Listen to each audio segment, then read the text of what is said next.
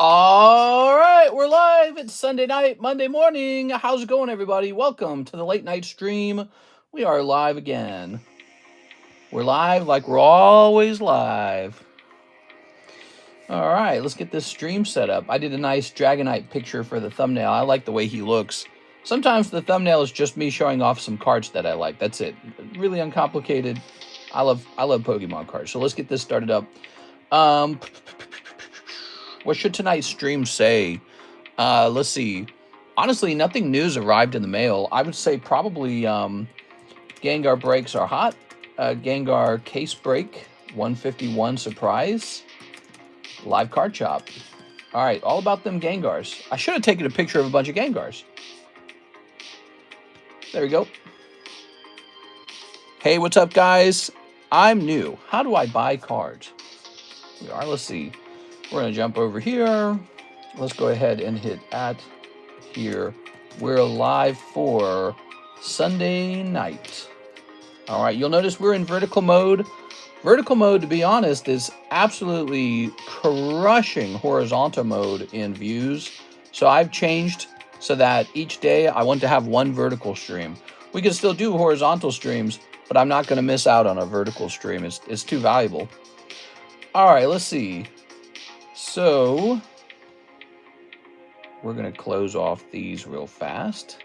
We picked up 22 subscribes from yesterday's stream. Did you guys know that? We posted the data in our Discord server. 22 subscribes from a stream. That's a pretty high number. Normally, we do not get that many from a stream. So vertical is exposing us to a lot of people. I like that. Okay, so we got some shipping tonight for Danny and for Synapse Charizard again. I brought their slabs up here to get that done. They are.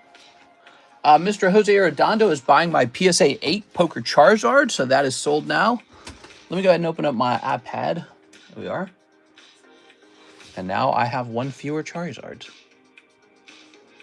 There we are. Man, the cost of living is so high, guys. It's crazy. Karis and I... This isn't something I guess you would normally spend your money on, but we were looking at chopping down another tree. It's a dead tree, and it's right next to the neighbor's house. And we're like, we don't want to risk it. It's too close to the neighbor's house. We got a quote to cut down the tree. It was like $2,000. So here I am giving up a Charizard, and it's just going to go toward a tree cutting fund. It's kind of sad, actually. You know, and it makes me think, it's like just these little things in life that add up. You know, over the course of your life, you got to pay for this. You got to pay for that. How is anyone supposed to be able to afford something nice in life if they got to pay for so much crap, you know? Dental work. Everyone's got to have dental work done, you know? Rent, Arredondo, food. There we go. That's why I think the politician's most important job is improving the quality of the cost of living. Jose Arredondo says, pre-order Mr. the Poker Pikachu. All right, the Poker Pikachu, wherever he went. Here he is. All right. Now that says 80 and you sent 60. Was this the Pikachu that you were talking about? Maybe it's a different Pikachu. Let me see if it's a different Pikachu. Somebody wants the Torchic on Slab Away. And Ivan sent some money for some slabs as well. He sent me pictures on Discord. I like it when he does that. Makes it really easy. It is Ivan. Oh, we got to get a refund for Mr. Arturo Perez as well. So that is something we should do tonight. So you are $20 short, Jose Arredondo. What do I do? Let me set this over here. Maybe he'll pop in and ask if I did the order. Hello, mister. Did you see my Discord message regarding shipping? Yes, that is another one we are doing tonight. We are getting that ready for Miss Alexis for Monday. She does the shipping on Monday, so that one will be done. Let's see.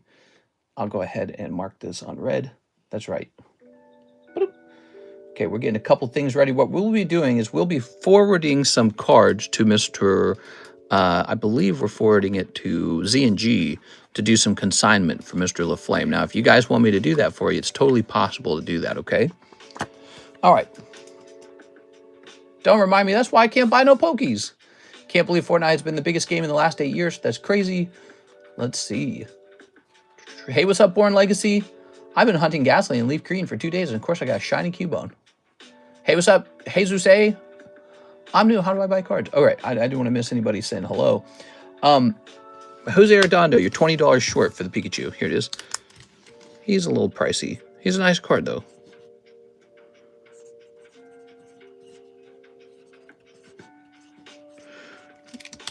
I wanted a Ghastly. Yeah, I wanted a Ghastly, bro. There we go. All right. Beautiful Dragonites, huh? Set these up here. I got some news. I saw this online. Koro Mew last sold $12,000.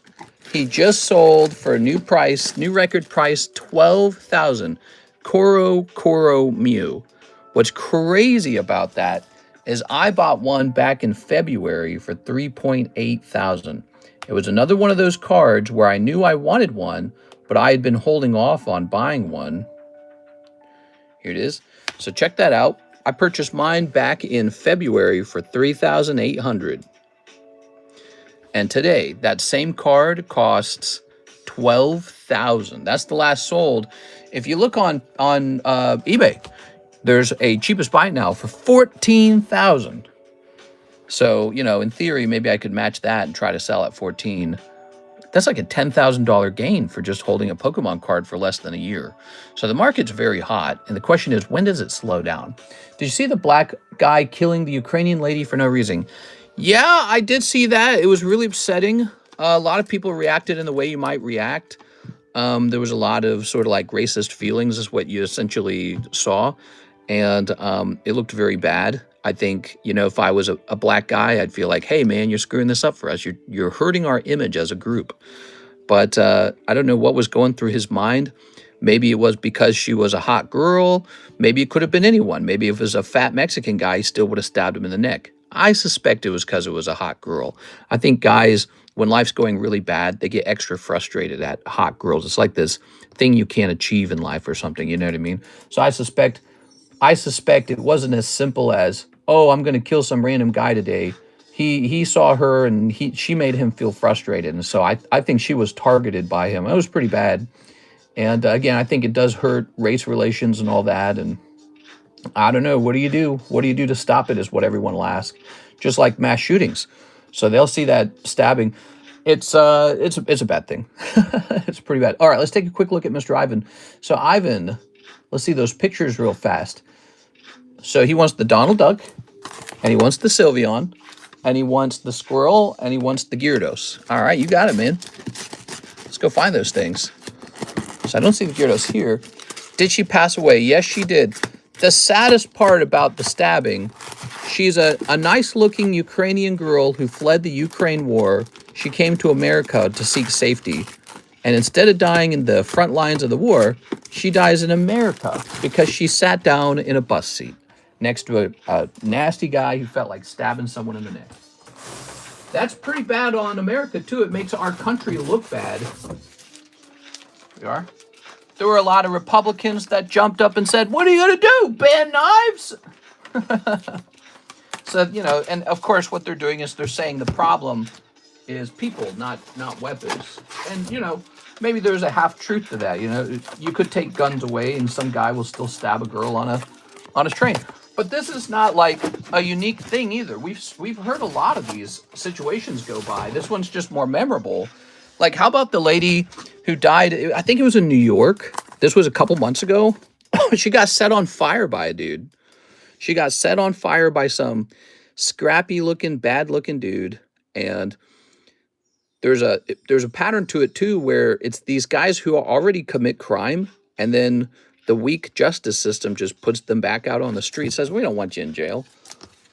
So we are faced with a problem where people don't want to have like a prison system. They don't want to have a harsh, you know, overreactive prison system where all these poor guys, maybe minorities or something, are targeted. That's the argument, is that they're targeted and they're locked away and it's unfair. So we don't want a strong justice system, but then you have a weak justice system and this happens. Because the guy had gone the guy had been picked up by officers many times. Like, it's like 10 times he had gone to the court or whatever it is, to the jailhouse, and they just let him out every time. And then finally he killed a woman. just an innocent woman, didn't know him, he didn't know her, and he stabs her to death.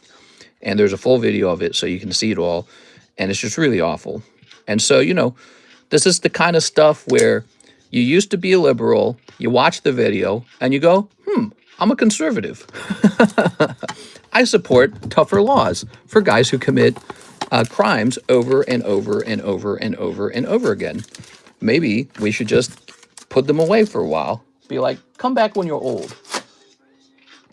So it was a preventable thing. That's the part of the conversation too. It's preventable because the district attorney or whoever was prosecuting this guy should have locked him up and put him away for a while.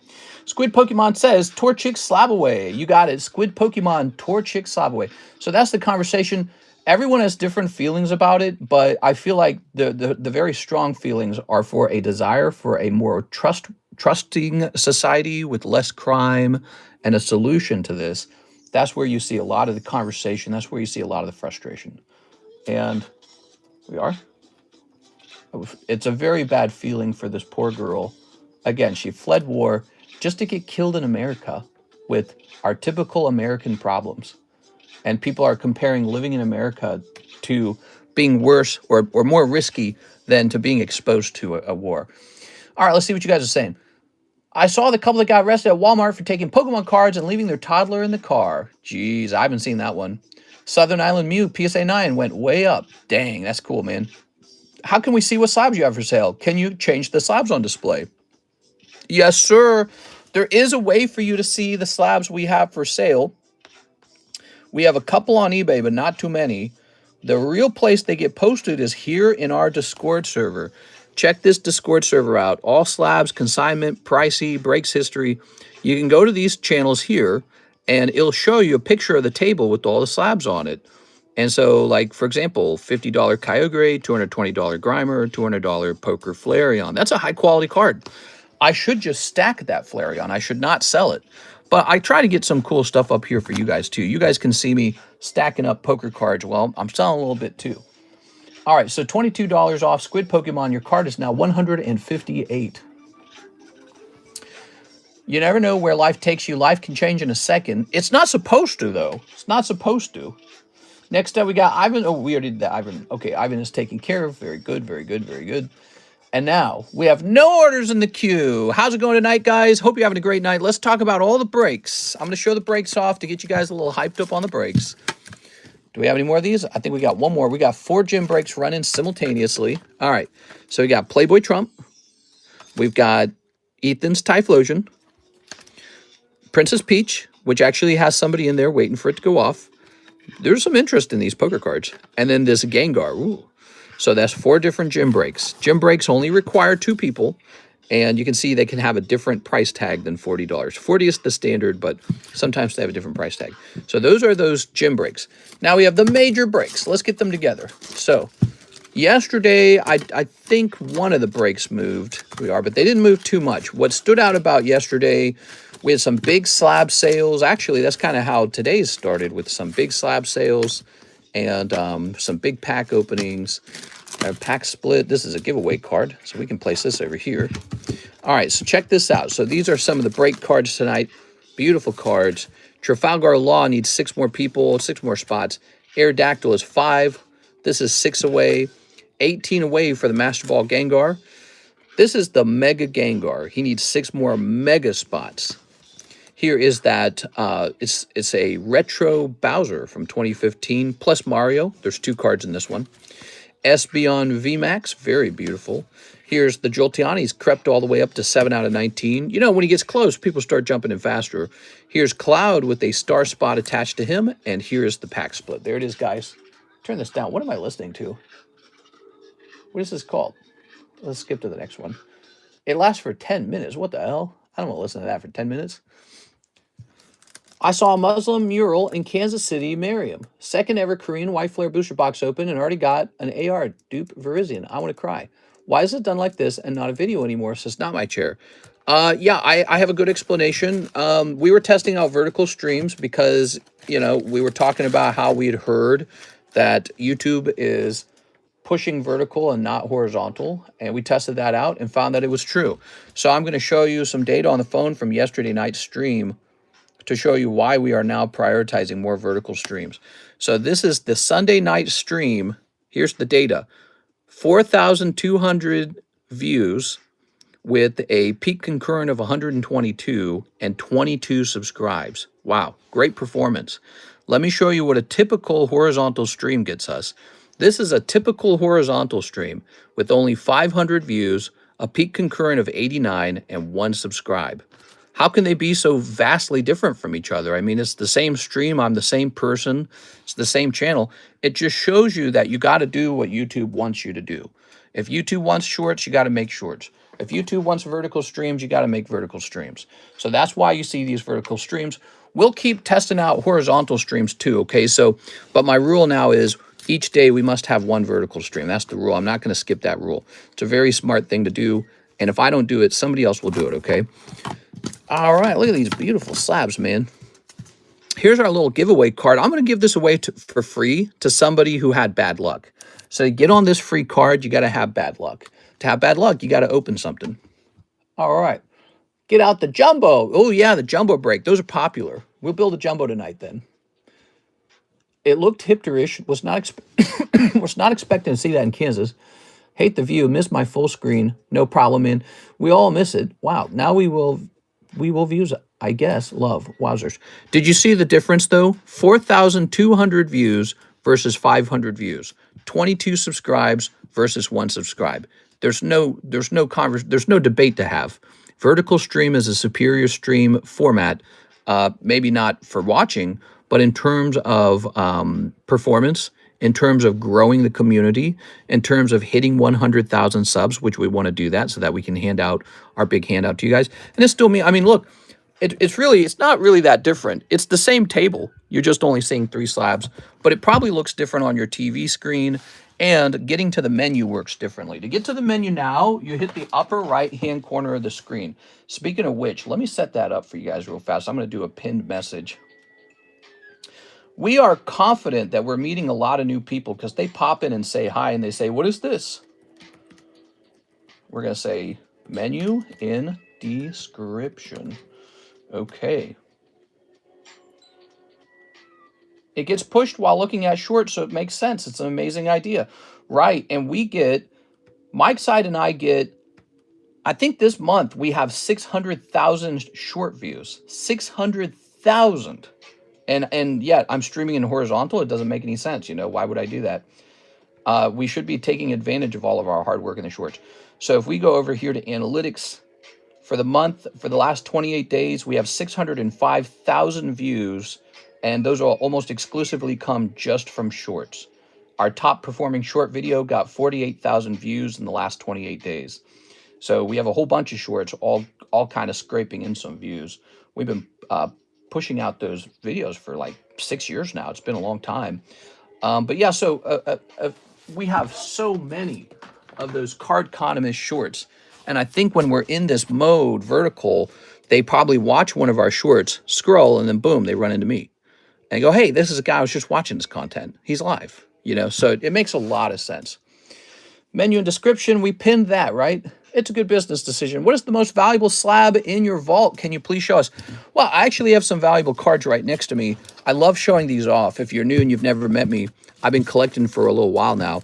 So we got this Mew Southern Islands 10, probably worth 20,000. Of course, it might be more than that nowadays. Gold Star Gyarados just hit a sold price of 60. I don't know what this could be worth, maybe like 20,000. That's a CGC 10, not a PSA 10. He's got a little white dot on the back of the card, so I really think probably 20K on that one. Here's a Gold Star Charizard. He's nice. Got Lugia and Ho-Oh. Those are a really nice pair.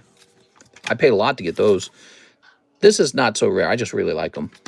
I got myself one of these first edition Snorlaxes. This is really special. Rainbow Pikachu from Series 1. I graded that myself, too. So crazy. Very special. You know, it's more cool when you grade it yourself. You know, you're more attached to it, maybe. All right, a couple more to show you. Ready? We got Masaki Gengar. I continue to believe that this is the top Gengar to collect. Second one would probably be Legendary Collection Charizard, but you could argue maybe that's the number one. Did I say Charizard? Gengar.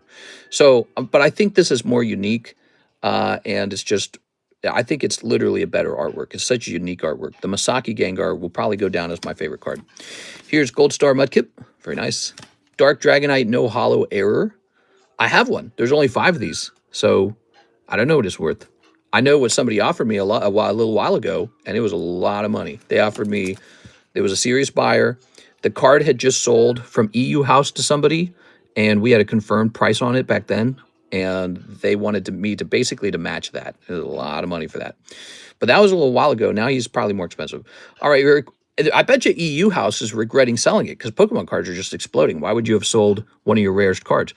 This beautiful Rayquaza, there was a story behind that one. Look at this Skyrish Gengar. He just hit a new all-time high price of like 20K or something like that. Oh, yeah, we like these Tyrannotors, but he's not like a top card. He's just here. I bought this guy recently. He had a big swirl by his chest, so I was like, man, I got to get that. I picked this up when I detected that there was going to be a major change in value for the XY era. I said, you better grab that Mega Charizard. Here's a nice little Arcanine and nice little Gyarados. Once upon a time, I sold off my Dark Gyarados thinking, you can just buy this guy back. He's not going to change in price much. What a fool I was. I should have held. I had to pay so much money to get that Gyarados back into my collection. He's one of my favorite cards, and I was like, you should turn him into cash and then have that cash operate your business, and you just buy him back whenever you need to. Nope, dumb. Don't do that. Don't be like me. Now, this is for sale, right?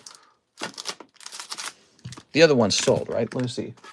Okay, yeah, so that Charizard's going to end up being for sale. I remember when that was pulled. The Dragonite? The Dragonite's pretty cool. That's that piece of content that, Mr. PokeRev wanted to use. It's a pretty cool piece of content, so I don't blame him. Here's Scarlet Violet Zapdos, the pack split. Chance for Snorlax, huh? And Scyther, and Jolteon, and Vaporeon, and Flareon. Very good set. This is very good. All right, let's see what we got going on. Any orders in the queue? We do have an order in the queue. Let's take a quick look at that. This is Sunday, the slowest day of the week. Smash that like button for Sunday, guys. Tyler Davis says, 10 packs of the Crimson Haze. Crimson Hay. All right, where's my Crimson Hay? Let's see. That's roaring. I may have to get some fresh Crimson Haze. Oh, here it is. We will have to get some fresh Crimson Haze. 1, 2, 3, 4. Remember, there must be a way to see the cards in this view without them looking so small and blurry. I miss when anything for views was buying packs. There we are. Tossing this. All right, so we've got our beautiful cards here. Ooh. Let me go get some more Crimson Haze.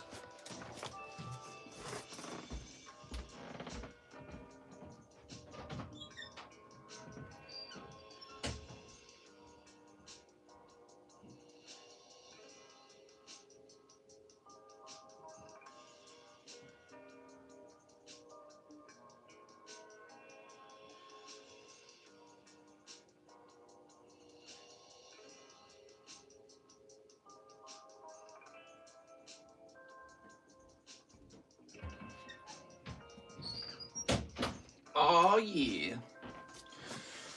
Whew. Boy, it's so crammed over here. I can't see the nice art anymore. What, on the slabs? It's not that different. Here we are. Let's go ahead and grab this. Very nice. You saw the data, right? The data said 500 views horizontal, 4,000 views vertical. One subscriber horizontal, 22 subscribes vertical. There we are. The audience has spoken. They want vertical. People are not showing up for the horizontal. They're showing up for the vertical. Here we are. That's, you could call that YouTube's decision. Even the likes are stronger. The likes are crazy strong in these vertical modes. Here we are. Those were the times. Wild. Okay, we've got 1, 2, 3, 4, 5, 6, 7, 8, 9, 10. There we go. Very nice.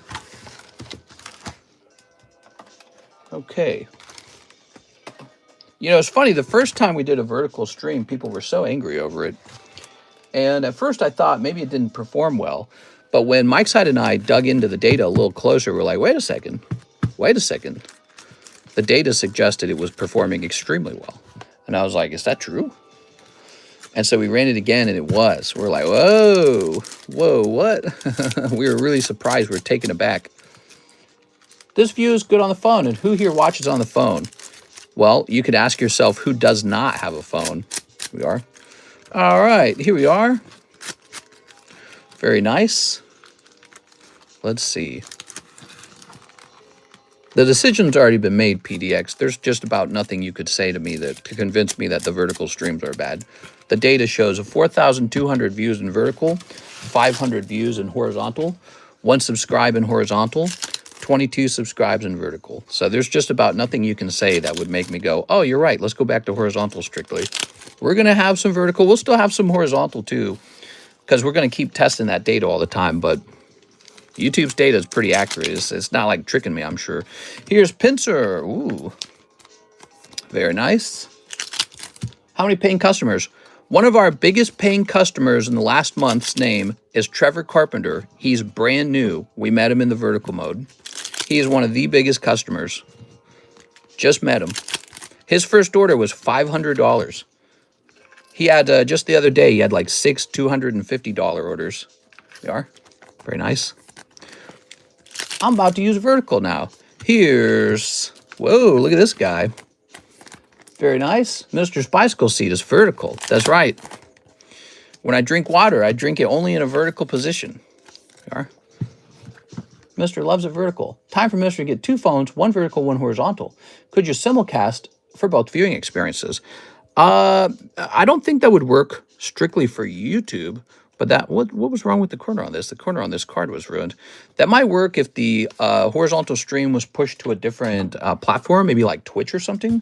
So maybe if we simulcast and the horizontal stream was on Twitch or something, I'm not sure. We are. The data doesn't lie. The data's real clear about it. We are. Ooh. I hate to tell you that, but I'm afraid that's what's going on. Tyler Davis. If they were close, like let's say we were just getting about 20% more views in vertical or something, I'd be like, you know, I like horizontal. You get a wider table to work with. You get to display more slabs at a time. The phone's more secure. It's actually easier to work with. Like I have to force both my hands on like half the table. It's a smaller table, but it's not. It's literally like times 5 times 4 the views. That's crazy. That's actually crazy. You'd be silly to not pursue that. So anyways, I feel like we've talked about it a lot. You know my feelings now. We're still posting the data for the streams. I'm not going to justify them anymore because there's no more conversation to have about it at this point, I'd say. All right, so the queue is empty. I'm going to start working on Danny St. Amour's shipping real fast. We like Mr. Danny, and he is going to get his Monday shipping. Let's see. I brought all their slabs up to get this done. Where'd I place it? Here it is. Danny St. Amour. Okay, you ready? So we got 1, 2, 3, 4, oops, 5, 6, 7, 8. Very nice. 9. Wow, he had a lot. What the hell? Oh, hey, dude, this guy's got a lot. Still going. Okay, there we go. So, okay, we'll set this over here now. Look at all these slabs, man. That's a lot of slabs. That's a beautiful thing. I asked about the Kaiju on eBay. Nice to meet you. I'd be down for the live break. Nice, dude. I'm glad you found me. And, yeah, we could do that tonight even if you wanted. So you would just send a payment on PayPal, ZELLE, Crypto, Cash App, which you can find in the description of the live stream. I'll get it all opened, and then we'll get it shipped out to you, okay? Look at that. So we got Warden Eternal. And you said that's from Australia, right? So I tell you what we'll do. If you purchase it, you know, direct, we will cover the shipping for free. Normally the shipping would be about 40 bucks. We'll do the shipping for free here live. But of course we got to remove the bulk cards, right? So the, you know, the non-hollow common and commons, they get removed. And you will need to email me your shipping address and your phone number for that label. Okay, we're actually doing that right now. We're working on an international label right now for Danny. Now, I think Danny says something like he only wanted half of his cards. These were all cards that he graded. Were these cards he graded? He graded these 2. Those were cards he graded. and this one. So it goes 1, 2, 3, 4, 5, 6. So that's 6 grading services. And then let's find his bag again. Danny's bag is where? The Ravens lost to the freaking Bills again. No! Ah, man. I had a bet on that game. Not really. There we go. Hey, what's up, Andy Man? You never see horizontal anyways, says Ready, Set, Explore. We were doing horizontal every single night, but it's just, you know, those numbers are crazy. You know, the numbers, YouTube really does not want us to do horizontal if they're rewarding us so heavy for vertical. But again, it makes so much sense. We got over 500,000 views in shorts this month. So every day we generate a ton of shorts views. And what's happening, they're probably watching the short and then swiping up. And YouTube's like, by the way, this guy who made this short, he's live right now. Go watch it. And that's almost certainly what's going on.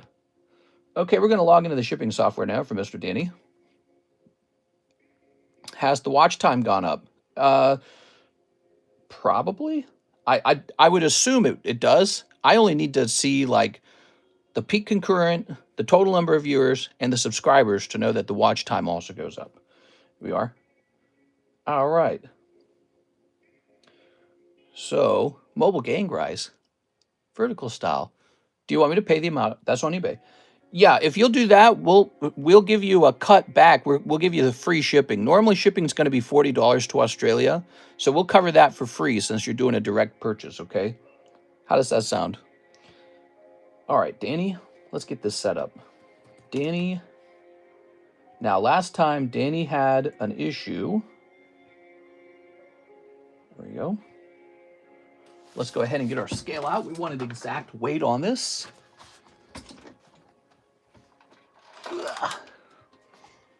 There we go. We'll grab this.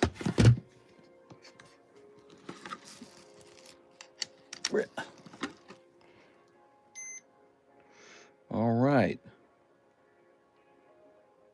Okay. What kind of weight we got going on here? Okay. Set that back there. At least Mr. Stream ain't like Twitch where they play a 2 to 3 minute ad every 5 minutes. Oh my God, dude. Go. I'm on my PC and it looks exactly the same. Yeah, it's a bit smaller, but it's there's a bit more vertical space and a bit less horizontal space. PDX, you didn't really buy slabs for me. I don't think you did. You didn't buy that much. You normally bought the junk packs. We are.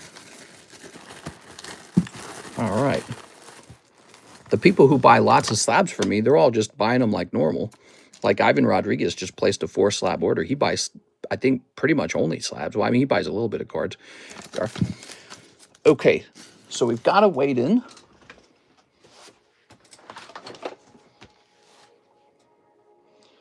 Okay. Now we're going to pick out a package. Now we're going to edit this custom form. Okay. And customs will want to see merchandise, playing cards,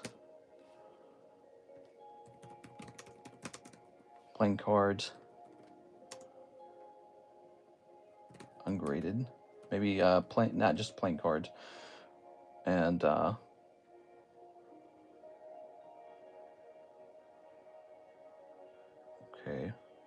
how heavy is this portion? And how heavy is this? It's slightly heavier.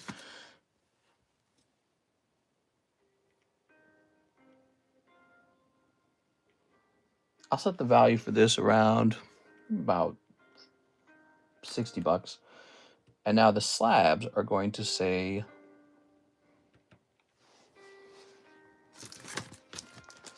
one, two, three, 4, 5, 6. Card grading service. Oh, wait a second. So, yeah, okay, so we'll say card grading service.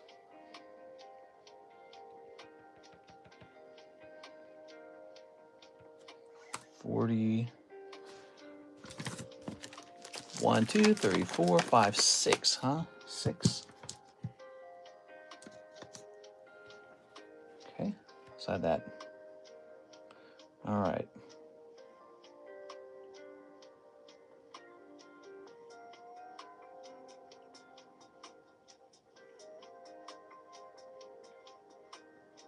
Okay, so let's see how that goes. I'm hoping that I'll go ahead and prepay the duties for him. So I'm going to spend an extra $10 on the shipping, try to help him out. I've heard that if you prepay the duties and taxes, that sometimes the invalid rate must be 200 to use duties delivered paid. Oh, doesn't let me do it. So recipient pays then. Okay, so let's try that.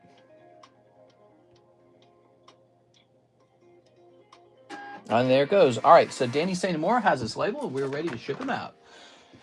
Okay, good luck to Danny. He asked for half of his slabs. The rest remain over here. Good. So next we'll work on Cinna Afsharzad again, but why don't I stop and update the slabs on the table and check and see if you guys placed any kind of orders. We might be opening up a case, I mean, of Kaiju number 8. That'd be super cool. So let's see. Danny has left over here all these slabs, including Garchomp, Rapidash, which is a nice one, Sanrio, Hello Kitty, oh, he might have graded this one with me, Mewtwo, Eevee, and Lugia. I just make my game windowed and stream windowed, and I stick them together. I have no viewing problems. All right, there we are. Ooh, beautiful. Very nice. So, let's see. Now we have Martin Ramirez, 2 Japanese rocket. You got it, 2 of the Japanese rockets. Here's a little Paris. Here's a little Zapdos. And here's a little Trafalgar Law. Here's 2 rocket packs. Let's get those rocket packs. Ooh, we gotta get a fresh box, guys. Tammy, my girlfriend, meet my grandparents. Nice. Hey, how's it going, Tammy? You ever feel...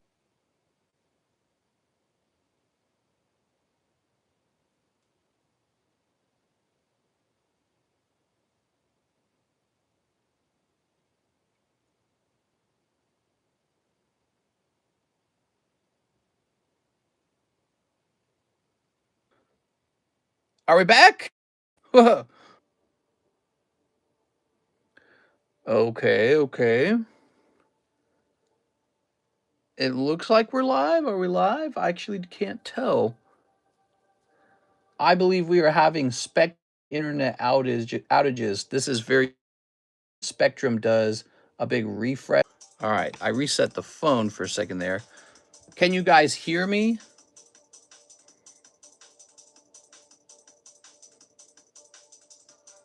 What the hell?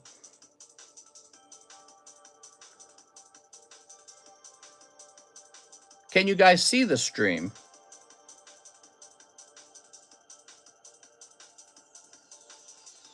Back ye. You guys can see it? I can hear you. I'm just about to call Spectrum. Is everything looking good? We got a whopping 12 people. Let me have a sip of my drink. That sucks. Doesn't that suck?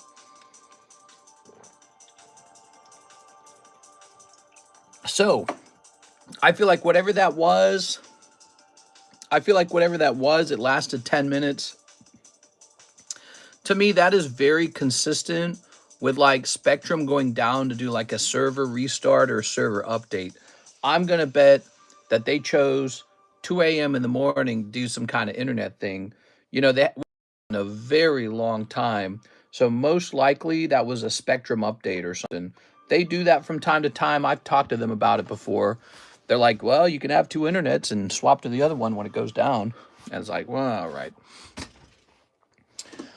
Okay, whew. We are all back. What's up, Zolo Solos? How's it going, man? So it is most likely that Spectrum is doing something tonight. Martin Ramirez here. He ordered 2 rocket packs. You still here, Mr. Martin? You think I should re-ping the Discord server? Did the payment come through for the Kaiju number 8 case? Yeah, let me take a quick look. Let's see. I wonder how you would have paid for it. You think you did PayPal? Let's see. Tyler, Mr. Sean, that looks like a Kaiju number 8 case. All right, perfect. So I only need one more thing from you, Sean. I need you to email me your phone number, and I can use your address in PayPal if that's up to date. So we can do that. But let me go ahead and focus on Martin here. He was first. Let me take care of him. Perfect. So I got to take that Kaiju off of eBay, that means. Yeah, that's a pretty cheaply priced case. I know it is because I'm just trying to liquidate it. Here it is. That case has a whole story to it. It was an extra case that I didn't need because I was working with this supplier and he was a horrible supplier. He was supposed to get me the Kaijus and he didn't. He had all this trouble shipping, I guess. So I went months with no Kaiju product. In the meantime, I bought more Kaiju from a different supplier. And then months later, the Kaiju that was missing shows up when I don't need it. So it's like, oh, brother, dude. So now I'm just trying to get my cash back out of it. And so we have all this extra Kaiju and I placed it on eBay. Isn't that funny? Terrible story, actually, but it's good to see it go. And that means all that money that was trapped up in it for all that time is finally released back to me. Here's Annihilate. Might have even lost a little bit of money on that one. There we go. Martin Ramirez. Thank you, Martin. You got one Annihilate. Sorry for the interruption there, Martin. Let's go grab his bag. I hope you got to see that. All right, we got some people trickling back a little bit after the outage. There we go. Can I send you the number on a Discord private message? That'll work.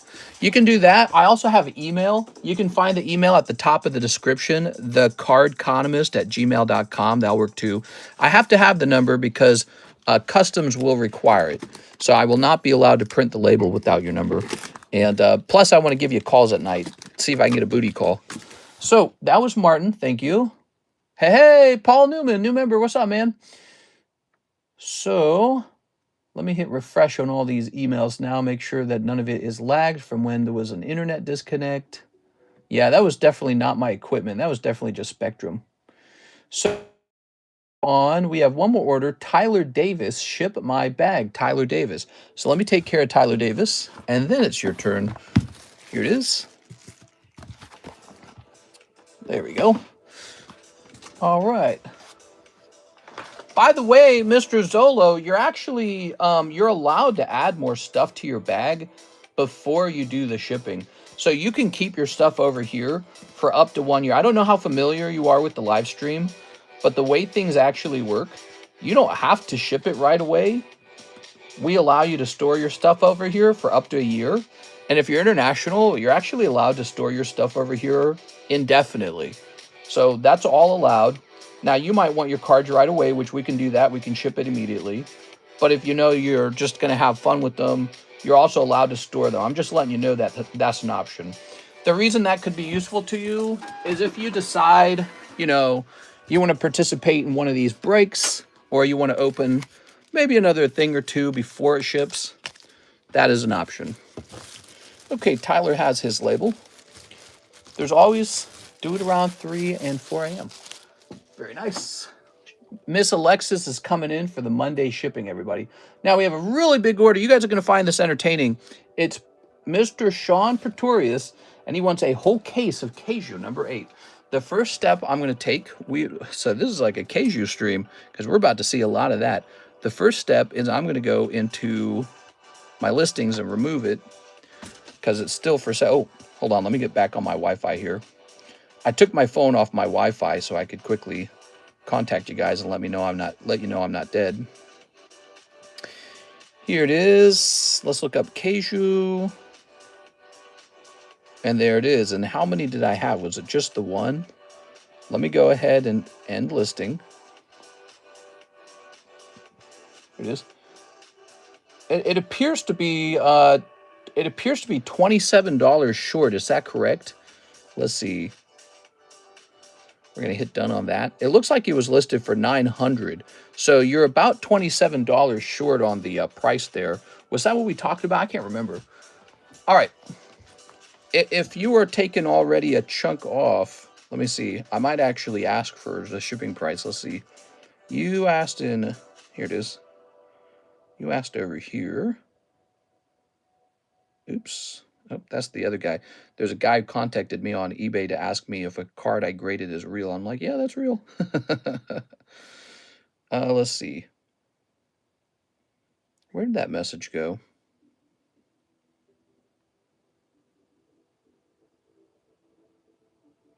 Oh, I see. Okay, so I had sent an offer out on it. I see now. All right, so let me go get the case now.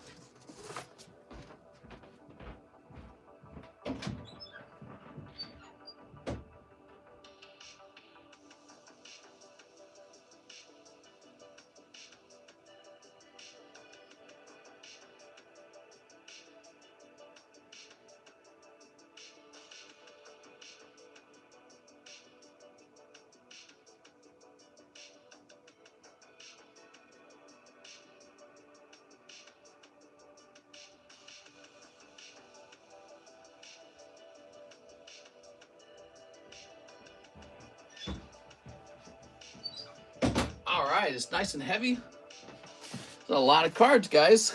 All right, let me sit down real careful.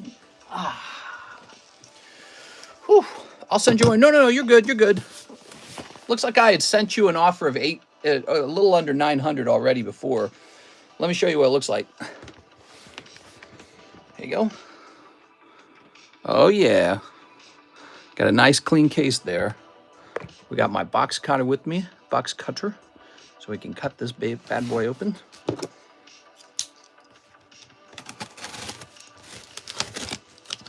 We don't do case breaks too often, but we do case breaks sometimes. Some people buy whole cases. I remember Jennifer Yap did a couple. Toss that box cutter back over there. Move this camera around. All right, so now that that's open, I'll put one up here on the table. And I'm gonna start moving some of these down to be opened right after this box. He just ordered a whole case of Kaiju, everybody. You're about to learn a little bit about Kaiju. This is the big order of the night so far.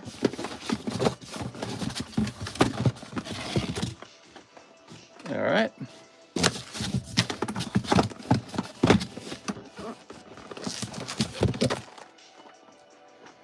Okay. This is probably going to take a while, guys. This is a lot of product, so get comfortable. This should take maybe 1 hour. All right. Need me that signed card. Good luck, man. I hope you pull everything you dreamed of. Hey, what's up, Isaac? I'm back. Mister, you think Tag will grade my World Trade Center viewing ticket? No. They have a very limited scope of cards that they're willing to grade. PSA will definitely grade something like that, but tag grading, they're not ready for that. They're still growing. All right. I think tag grading ought to get into booster pack grading because that'll give them some serious notoriety. There we are. And you can have the bulk too, to be honest. Haha, Russ. There you go. All right, very nice. Hey, what's up, Paul Newman? How's it going? I'll toss this away. Now, what do we got going on here? So we've got a hollow. Hollow. What is this music? Oh my god, dude. This ain't my style, my stoyle. This is Mega Man. Oh, I see. Okay, well that explains how we got here. Here's a Eurobeat mix, Super Metroid. We'll give it a try. All right. Guess I'll go through PSA. Yeah, PSA is a great company. There's nothing wrong with PSA. We like tag grading. We got a contract with them to grade a lot of cards. All right, first card popping out here. Ooh, cool. So this is box number 1 out of what felt like 20 boxes. How many boxes was that? It's like 12 or something. I can't count. Here we are. This is box number 1. Okay. All right. There we go. if I had special $2 bills, would you help me grade them? Would I help you grade them? That would probably be a submission to like NGC or something. Actually, I don't know who grades dollar bills. It's an interesting thought. I don't know if I would necessarily take the time to help you do it. I think that's something you will take some time to learn. Here it is. It's not too hard, I promise. It's not too hard. You can figure it out. Let's go ahead and place the hit there. Replace the hollows here. Now, that's hollows and a couple textured cards in there too, right? But there's going to be a lot of those textured cards. They're not that rare. The hit, though, is rare. There we go. 16 boxes? Damn. That's a lot of boxes. All right. That's a lot of damage. All right. Let's get it. Okay, okay. I have a misprint and a black in one. A what? There. Beep. Collecting money, collecting cars, collecting Pokemon, collecting sports, collecting Labubus. There you go. Collecting labias. Bro said 16 boxes. Yeah, he ordered one whole case. This is kind of, let's get a different song. Trying to find some good music here. Koopa's Road? Okay. Koopa's Road, everybody. Ooh. Ooh. Ooh. Uh-huh. Ooh. Kind of makes you think, what is a booster pack? A booster pack's, there's so many, like, cards that are not rare. Booster pack's just a way to take a rare card and dilute it, isn't it? Dilute it into a slot machine. It's really interesting. This. Here it is. Oh, that's cool. I like the white background on this card. That's an R star. What's the other one? This one is an SR star. So R star and SR star. He says he's looking for a signature, everybody. All right, good. All right. By the way, if you pull anything good, you can pay me to send these off to grade as well. Did you know that? I do middleman grading. I'm going to move these to the side. So you keep these, but I'm going to move them to the side to keep to make some room for us, okay? Because we got a long way to go. All right. If you pull a chase card, we can also show everyone how much it's worth. And that could even turn into a clip. So we do this all the time. And there's a great way to document sets and even document a special moment that you had. Let's go ahead and rotate this card. What do we got back here? Slowpoke. Nice. He's cute. All right. So our friend Sean, he's the big dog. He's got the big order tonight. All right, let's see. The biggest order yesterday, Sean, was a $2,000 order. That was an unusually large order. It is. Very nice. Here's this. Sneeping this. All right. This needs a little more sneeping. I love Mario music. I love this Koopa Road song in particular. It's so fun. How much was the case? So I guess I'm selling it to him for $875. It was listed for $900 on eBay, but it looks like I had put out an offer on that item. So I'm gonna accept that $875, and then we're going to do a round of free shipping for him too. So he's going to get free shipping on it. Free shipping to Australia, mind you. So it's a good situation for him. Now, what's going on here? Why would he have me open it live rather than having me ship the whole case out to him in Australia? Because actually, it's much cheaper to have the cards opened over here in America and ship it that way. The package is lighter, and maybe we get it past customs. Here we are, at a better price. So those two things matter, because you've changed the product. By the time you've opened it, it's not the same product anymore. So your product is different. Here we are. Okay, here's this. So we'll see how that works with customs, because if they open it up and they just find a bunch of, loose cards in a bag, they're going to go, well, they're not going to value it the same way as a case. All right. Tossing this over here. So again, you're keeping these. I'm just going to move them to the side. Okay. That guy looks a little snooty, doesn't he? He looks like a little snooty guy. Next box. That's a superhero case break. Oh, we are. We've got more Kaiju as well if you want any more, except it's not in a case. They're just boxes from a case that had already been opened. I don't know how many boxes we got left. Tossing that. Oh, yeah. Let's start sneeping. Pretty interesting, huh, guys? It's the Gold Deck Gengar rare in the deck. Gold Deck Gengar. So that's with the Ho-Oh back. I know what you're talking about. Silver and Gold Deck have a Gengar in it. I would not value that Gengar too highly. I think there'll be plenty of those Gengars. Really, the Gengar to collect is Pokemon Red, Blue, Green, Yellow. And then any Gengar from like a really niche poker set that also looks attractive. So like, for example, the Leaf Green Gengar. Looks good, good artwork, very rare. But there's nothing wrong with collecting one of each Gengar from each poker set. So if you're just determined to have it, go get it. Here it is. Are you asking if it's guaranteed in the deck, though? Here's this. It might be guaranteed. I'm not sure. The Gengar, I don't think he's guaranteed. I think he's a rotating card. Here we are. I haven't opened a Silver Gold standard deck in a while. I had to do that. The Silver Gold deck have that nice Umbreon in it. Really good. Ooh, look at that. So that's an SR Star. Beautiful. Look at that, guys. We're looking for an SR Star to pop up, right? But you said that there's signatures in here, huh? I want to see that too. Have you ever seen a mini blue light back Japanese poker deck with hollow backs on the card? Blue light? I'm not sure what you're talking about. Blue light? You are? Okay. Here's a hollow. Hollow. And hollow. Nice. All right. Donkey Kong country music, huh? This is Donkey Kong Tropical Freeze.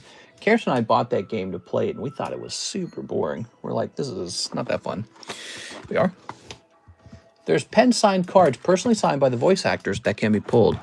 I did not know that. Wow, I should have been hyping these up a little more. That's pretty cool.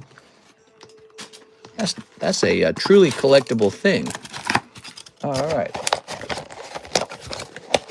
Union Arena popping off. We just sold off one of our surplus cases of Kaiju. It was at a very good price. I basically made no money on this. I might have lost some money. And I had a surplus of Kaiju because of a stupid supplier. He was a really dumb guy. He gave me trouble for so long. Here we are. I don't do business with him now. He still owes me 2 cases. So all this time later, I'm still pestering him for those 2 cases. Okay. Do you have a lot of Minecraft cards? I do, yeah. I've got Minecraft base set, Minecraft Time to Mine, and Minecraft Hobby Box. Now, on top of that, I have a special case of the McDonald's Minecraft cards. So I got all those. I like Minecraft. It's a game I played a lot of, and I think a lot of kids played Minecraft too.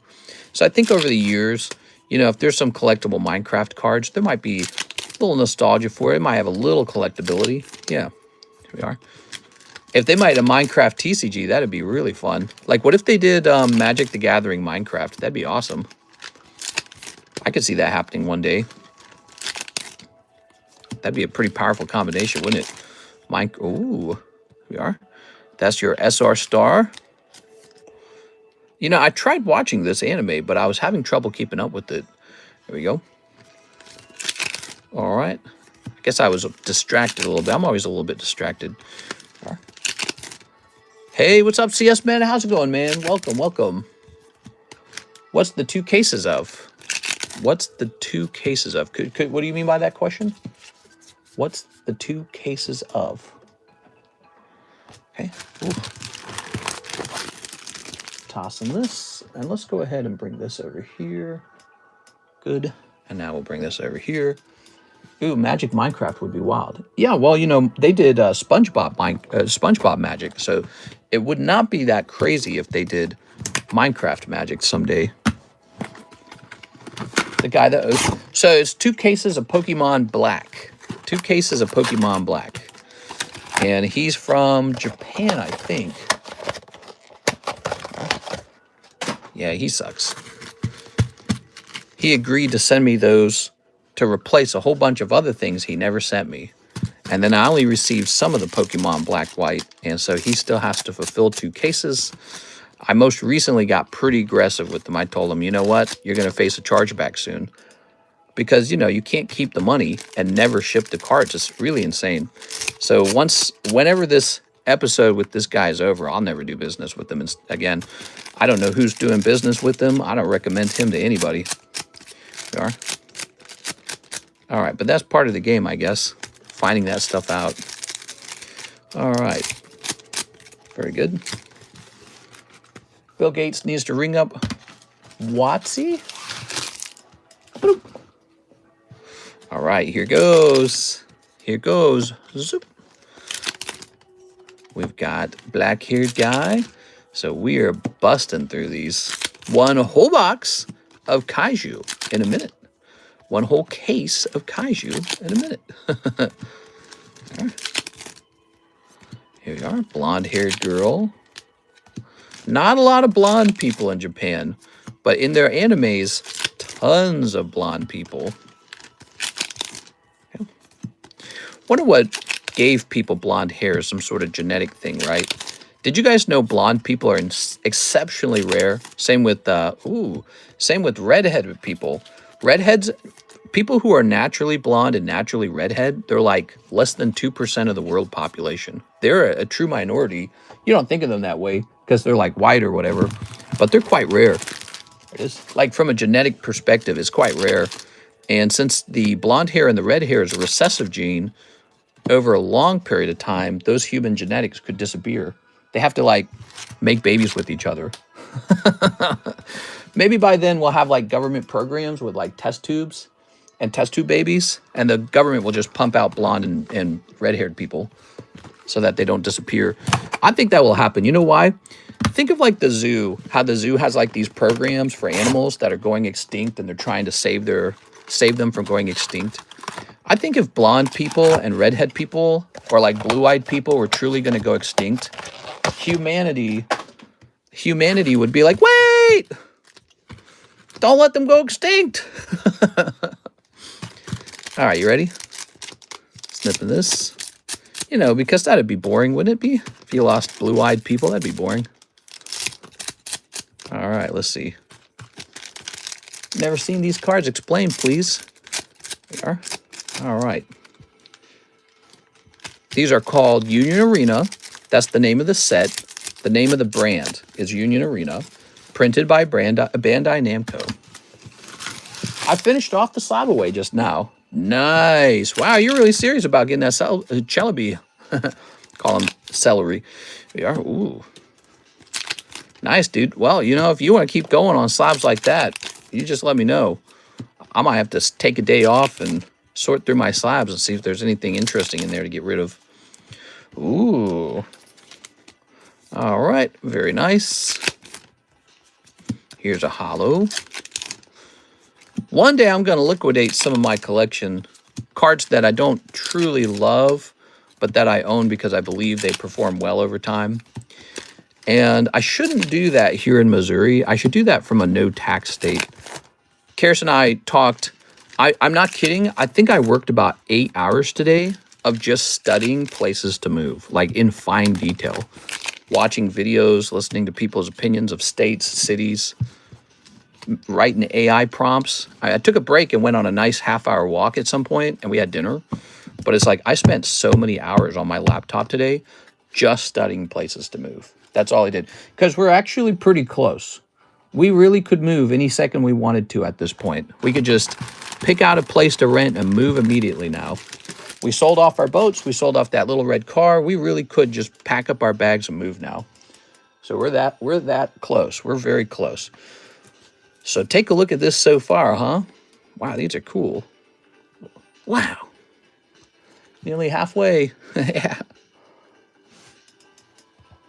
The Union Arena cards are very high quality. They will remind you instantly of One Piece cards because it's the same company. Bandai Namco prints One Piece. All right. Vertical. What? Yeah, my new rule. Every day we must have one vertical stream. So that means the weekends are going to be verticals. We are? All right. I don't even feel motivated to stream in horizontal anymore, to tell you the truth. When I can go vertical and get 4,000 views and 22 subscribes, I don't feel the motivation to do horizontal at all. Like, why would I bother? Horizontal gets 500 views and 1 subscribe. Vertical gets 4,000 views and 22 subscribes. Like, damn, dude.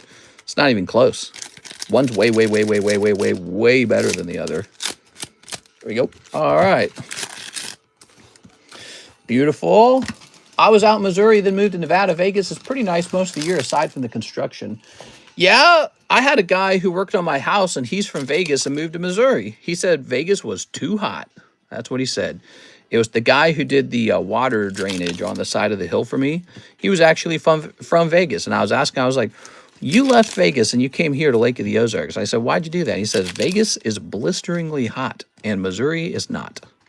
Says Missouri has trees and it has water, and you can turn on the water all day long and nobody cares, and it's not 120 degrees. You are? All right. Vegas is not on the list of places being considered at the moment. We are considering a couple places. Oh, what do we have here? SR Star. All right. Ta-da! He looks like to be the main character. Vegas is going to run out of water. I don't know if they'll run out of water. It's possible, but maybe they won't. You know, because there's all kinds of tricks I'm sure they can implement. Vegas seems pretty nice. The heat's a little intimidating. The only real problem with Vegas is it competes with other places that are also nice to live. And Karis and I talked all day, and I really did just work like 8 hours just studying places. I found some really nice places that I'm really considering. Wait, leave the running water on. I'm happy so far. Would you ship your slabs in product if you move, especially to a place like Hawaii? Oh yeah, we've talked about that. So if we do something like Hawaii one day, which right now Hawaii is not being considered, but if we ever did retire to Hawaii, because it's such a beautiful state, and it seems like the kind of place I would move if I had lots and lots and lots of money, which you'd think I do, but I have lots of cards, not lots of money.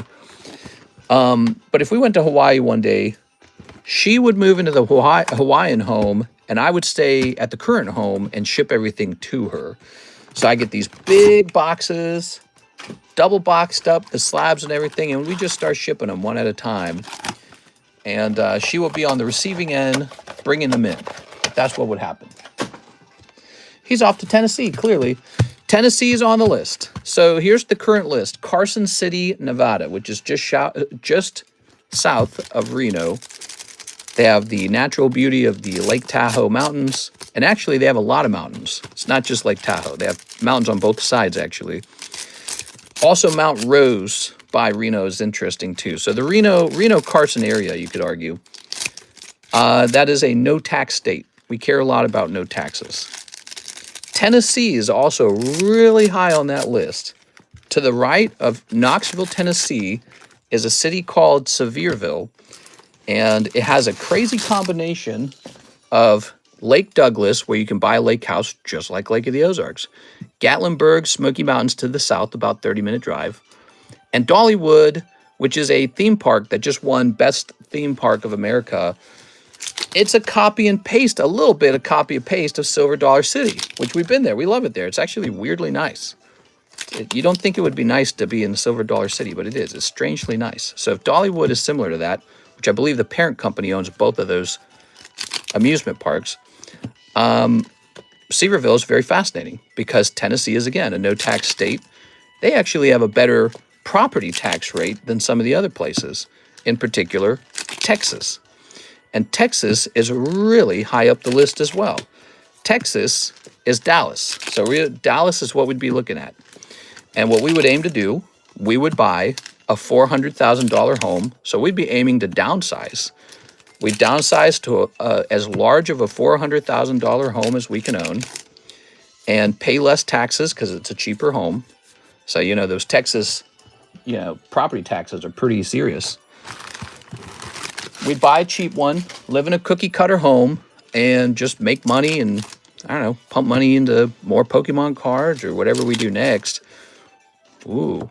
But we'd assume that Dallas has a lot to do in it because it's got 8 million people and it's humongous. It's 2 cities squished together. We don't think we would lack for anything, food, amusement. So Dallas is because there's so many people there, you assume most of the things you want to do are there too. It's hot though. So, but we're used to that a little bit. It's similarly hot to Missouri, just that lasts longer. You want to move somewhere that diversity is their strength? I'm not opposed to moving to a place that has diversity in it. I'm also not opposed to moving to a place that isn't so diverse. What probably matters to me most are things to do, finances, and safety is important though. Yeah, we care about safety. Ooh, look at that. And the place that's going to grow. So Dallas is certainly going to grow. The whole country is moving to Dallas, it seems like. The cases give me all the Minas. Haha, I'll take it. Nice. She's Mina, huh? Mina? Mina? Move, Nevada. Some other places we considered, Boise, Idaho. It's a beautiful place. I learned a lot more about Boise. I did a ton of research. What's curious about Boise is that it's almost like an island. It's like an isolated city with nothing to the left, nothing to the right, nothing to the south for like 5 hours of driving. So it's really isolated. You have to fly into Boise. And I think that's fascinating because that was one of the things I liked about Hawaii. Hawaii wasn't the city that you could easily access, Honolulu. And so I think this has this barrier effect where people don't come into that city to seek to be homeless or whatever you're going to do. So Boise ends up, because of its natural isolation, it ends up kind of being buffered or isolated from the rest of the country. And now there's maybe affluent people moving there to open up a tech scene. That's very clever, I think. They have a tax rate of about 5%. I think it's about 5. That would be about the same as Missouri. They have the Rocky Mountains. So similar to Colorado. Oh, it's the blonde-haired girl. But I studied a ton of the land out there, and it's an interesting option. Yeah, Boise, Idaho is interesting. I think it'll continue to grow because it appeals to a certain group of people that don't want to live in the South. They don't want to live in New York. They don't want to live in California. They don't want to live anywhere too political this way or that way. It's like this isolated, clean place. It's not cowboys. It's not yeehaw. It's none of that. But it's also not rap music, right? It's interesting. It kind of reminds me of Kansas City almost, like out here in Missouri, just a sort of plain Jane kind of place. Not too much personality one way or another. Maybe the personality is just clean, professional, maybe professional. There we go. How do you feel about blacks? I think Pokemon Black Bolt has some of the best Pokemon pulls in it. Do people not sell cards on Discord anymore? You're talking about Pokestan Marketplace. No, we turned that off. I didn't want to keep advertising it, so we don't do Pokestan Marketplace. You got 1, 2, 3, 4, 5, 6 boxes left. Woo! 6 boxes. Come to New Jersey. I know taxes is booty, but it is beautiful and safe. I've heard New Jersey is a really nice place to live. But it's very crowded, you know that? And the houses are pricey and the taxes are pretty high. So CS Man, if you could see how taxes affect Karis and I's decision making, you will understand why New Jersey doesn't make that list. It just doesn't really make sense to go to live in New Jersey and pay way more taxes to the state when you could just move to like some place like Jacksonville, Florida, have the beach anyways, nice warm summer air, and the occasional hurricane. Although Jacksonville, one of the least hurricane hit cities, beach cities in Florida, you can move down there, have a option to go to the beach. It's a little less crowded. The houses are a little bit cheaper. New Jersey is one of the most crowded places, but it does have access to New York, which is cool. I think that's cool, actually. Yeah, that's cool as heck. So if you're in Florida, you're not going to New York City. All right, you ready? What chair do you use since you sit all day? What's it called? It's called like a, what's it called? A Herman Miller chair or something like that? I can't remember. The chair cost me like, I think it was like a $2,000 chair or something. I don't remember. It cost a lot of money. And at first I didn't like it because I didn't feel like it was cushy enough. And then I realized, oh my gosh, this chair is genius because it uses a sort of like mesh cushioning that acts like a hammock. And so it's very clever. It's not like a cushiony seat. It's a hammock that catches your body in whatever way that you like to sit. There we go. Yep, those are expensive. Florida removal of mandate vaccine is scary, though. Yeah, I don't know about all that. There's always some conversation about that. If you didn't know this, I was never vaccinated. My parents were one of those. Here we are. But, yeah, my parents were Catholic homeschoolers who didn't vaccinate their children. We are. All right. So I don't know about the whole vaccine thing over there. It wouldn't play a big role in my decision making. Wow, SR Star. He's looking all pumped up, dude. Look at that. Wow, look at this, guys. Whoa. All right. So, Kamafi, are you wearing a jock strap?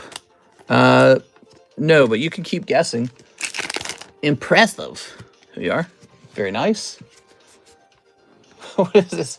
This is AI music, apparently, that we're listening to. I really like seeing the slabs you have for sale on Discord. Yeah, thanks, man. We post those, and we do updates on those constantly. So next month, they will get updated again. There's a lot of slabs that haven't been posted to Discord yet. I mean a lot of slabs that have not been posted to Discord. Like, there's whole stacks of them over here that you have not seen because they need repricing. And I almost never have enough time to reprice them all. Look at all that. Meowth. Some booty butt girl. There's a Zapdos. Here's a nice one, Suicune. Actually, these are both nice. Here's an EX Deoxys Ninjask. That's kind of a prestigious card to own. Did you know that? Because it's part of the EX Deoxys reverse holo set. Always going to be good to hold that card. All right. Wood. I need to watch the show. All right. New Jersey. All right. Knoxville, Tennessee. That is a top choice. By the lake. Knoxville by the lake. Lake House in Knoxville area. That is a top choice. Carson City, Nevada, with its proximity to Lake Tahoe. That's a top choice. Karis actually prefers that one to the Tennessee one, I think. She's conflicted. She likes Tennessee and she likes Carson City. I like both of those. We also debated for a while about Dallas. Those are like the top three. They're kind of pulled ahead of the rest. We're tempted to just get an apartment in Dallas and live there for like 1 year to see how we feel about it. And if we hate it, we just pack our bags and leave. Problem solved. All right.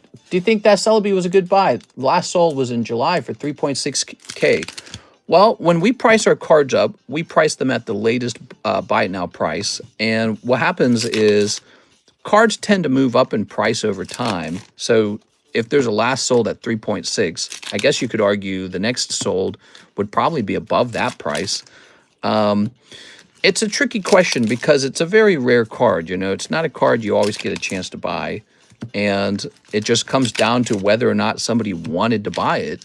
So if without knowing the last sold, if you felt comfortable buying it at the current price, I'd say that's a new record price and that the card is going up in price. Now, if we had like a public website that I could post that price to the website and say, hey, this sold, then that would probably be seen as the current price of a Shining Celebi is the latest sold. So here we are. But if you felt that the card was worth around that price, then that's the price of the card. That's how all Pokemon card prices work. It's based off of demand. And again, we just go off of current buy it now price. So when that price is higher than the last sold, that's not a surprise because the way the card goes up over time is maybe there's only one for sale and it's pricey and someone buys it. That's exactly how cards go up. Actually, I don't know if you saw this, Mr. CSman. At the very beginning of the stream, I was talking about the Koro Pikachu just had a last sold price of $12,000 And I had just bought mine in February for $3,800. So, you know, you can see card prices continue to rise pretty aggressively, especially for what appears to be old WOTC era cards or old, you know, old vintage cards. All right, let's grab another back box of this. Here it is. All right. All right, we'll snip this. All right. Good. True that. I love that card so much. Yeah, hold on to that card, okay? Don't sell it. Hold on to that card. That's the thing about Pokemon. I think a lot of people want to experience their cards going up in price, but they don't always realize you might have to wait like 6 years or something like that. Like, give us 6 years.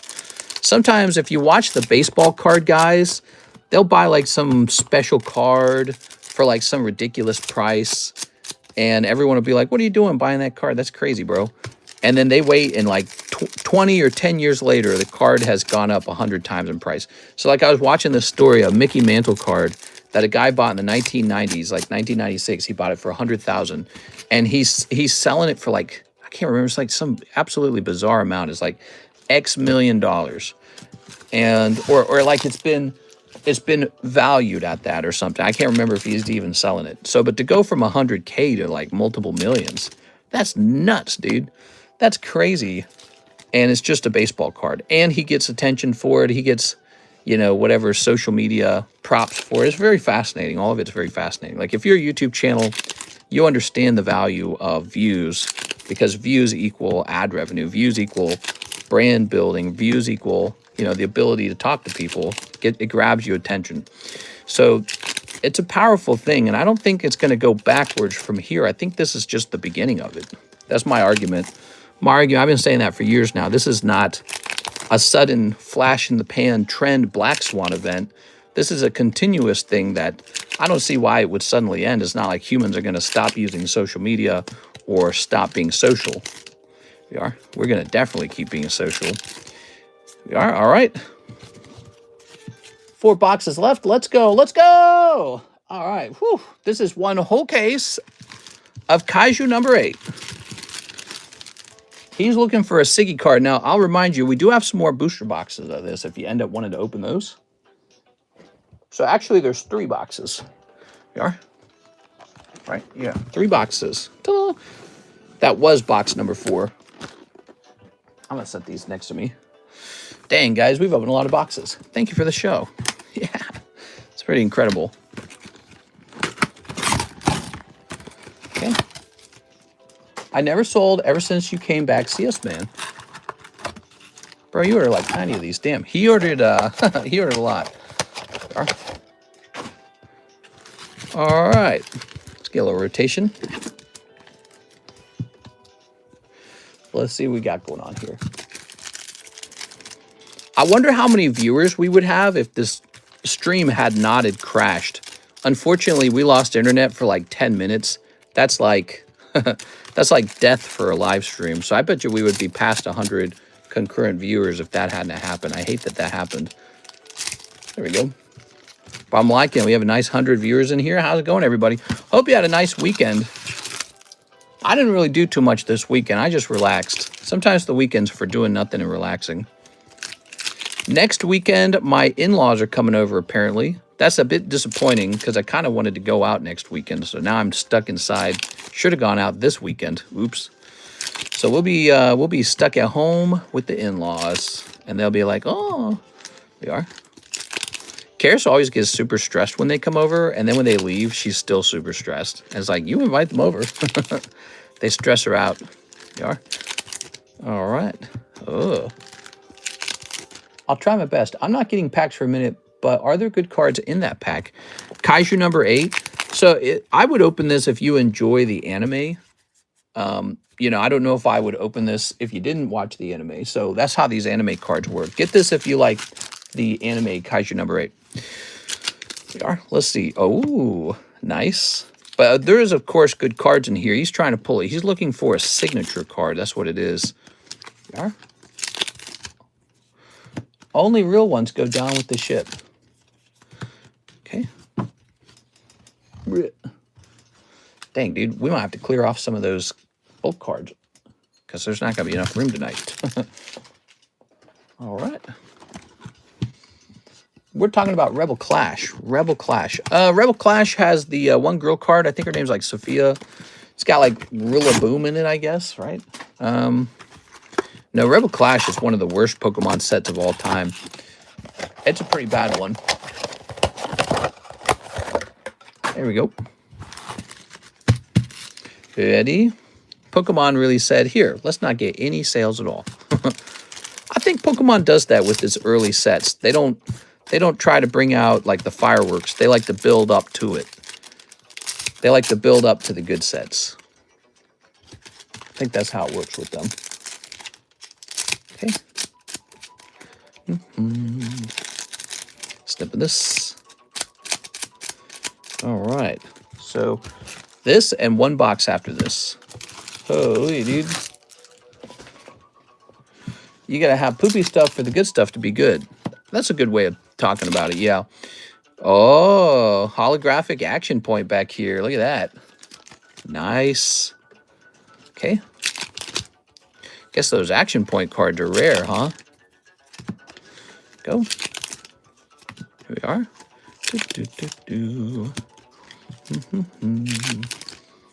Oh. I'm still playing Elden Ring Night Rain. I really enjoy that game.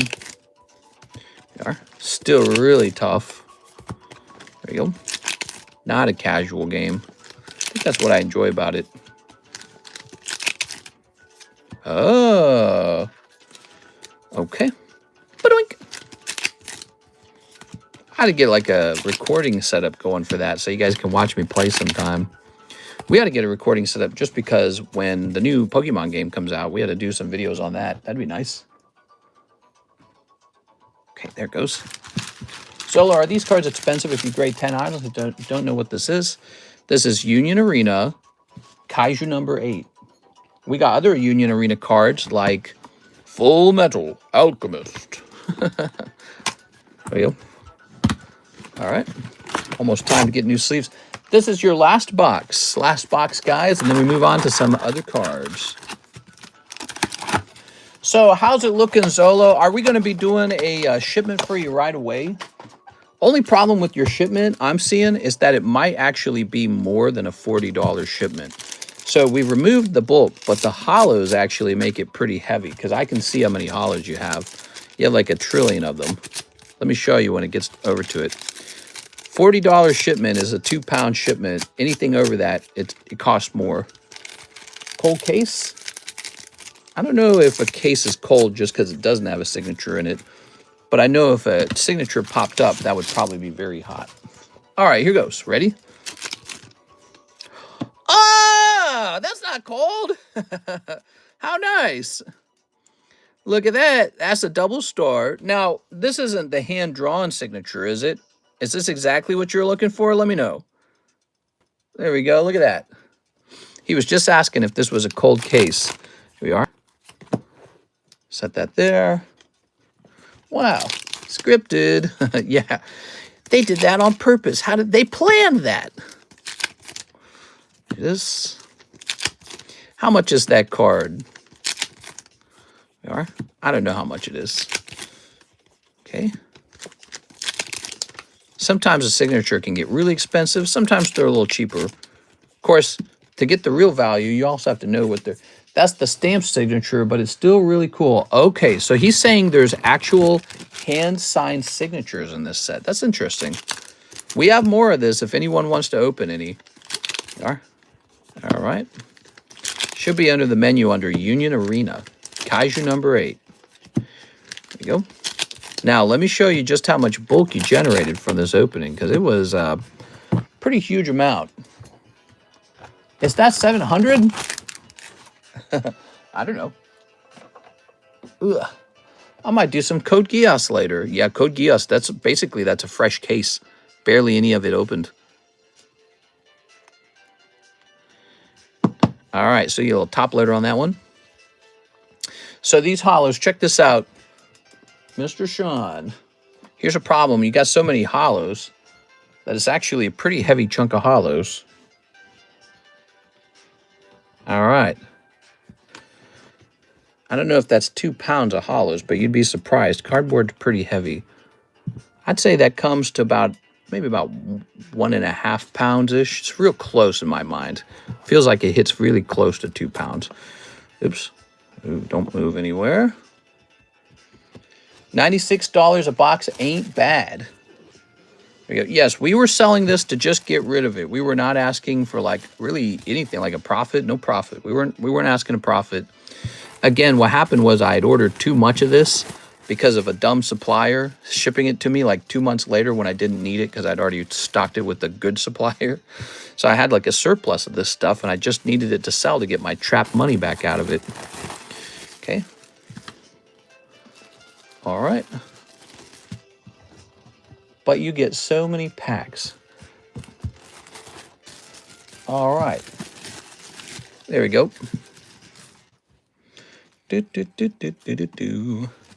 So let me pull down the scale.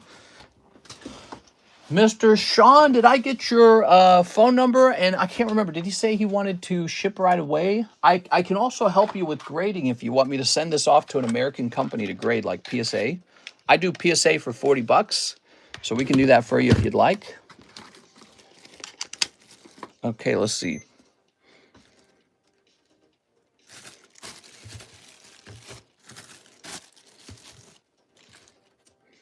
Oh, okay. No, we're good, though. So this will ship out in a $40 shipment, but it did get close. Just under. All right. I sent you my number on Facebook Messenger. I'll give that a try. All right, guys, if you'll excuse me, we got to make him a label now. He is a brand new guy shipping to Australia. All right. I'm going to log in. First of all, let's jump over here. And then let's get logged in. Oh, except PayPal's not working. That's not good. Oh, there it goes. Okay. Ooh, bags. That's an amazing haul. Did you just want only the hits? TCC is the one and only goated pack opener. What? Blush. So here is Sean's order. All right. And now I'm going to start putting your address together. Okay, so keep in mind, Sean, I'm going to be using your address in PayPal. So if that address is not up to date, you got to let me know because I don't want to ship it to the wrong place, okay? All right, so here we go. We're putting together his address.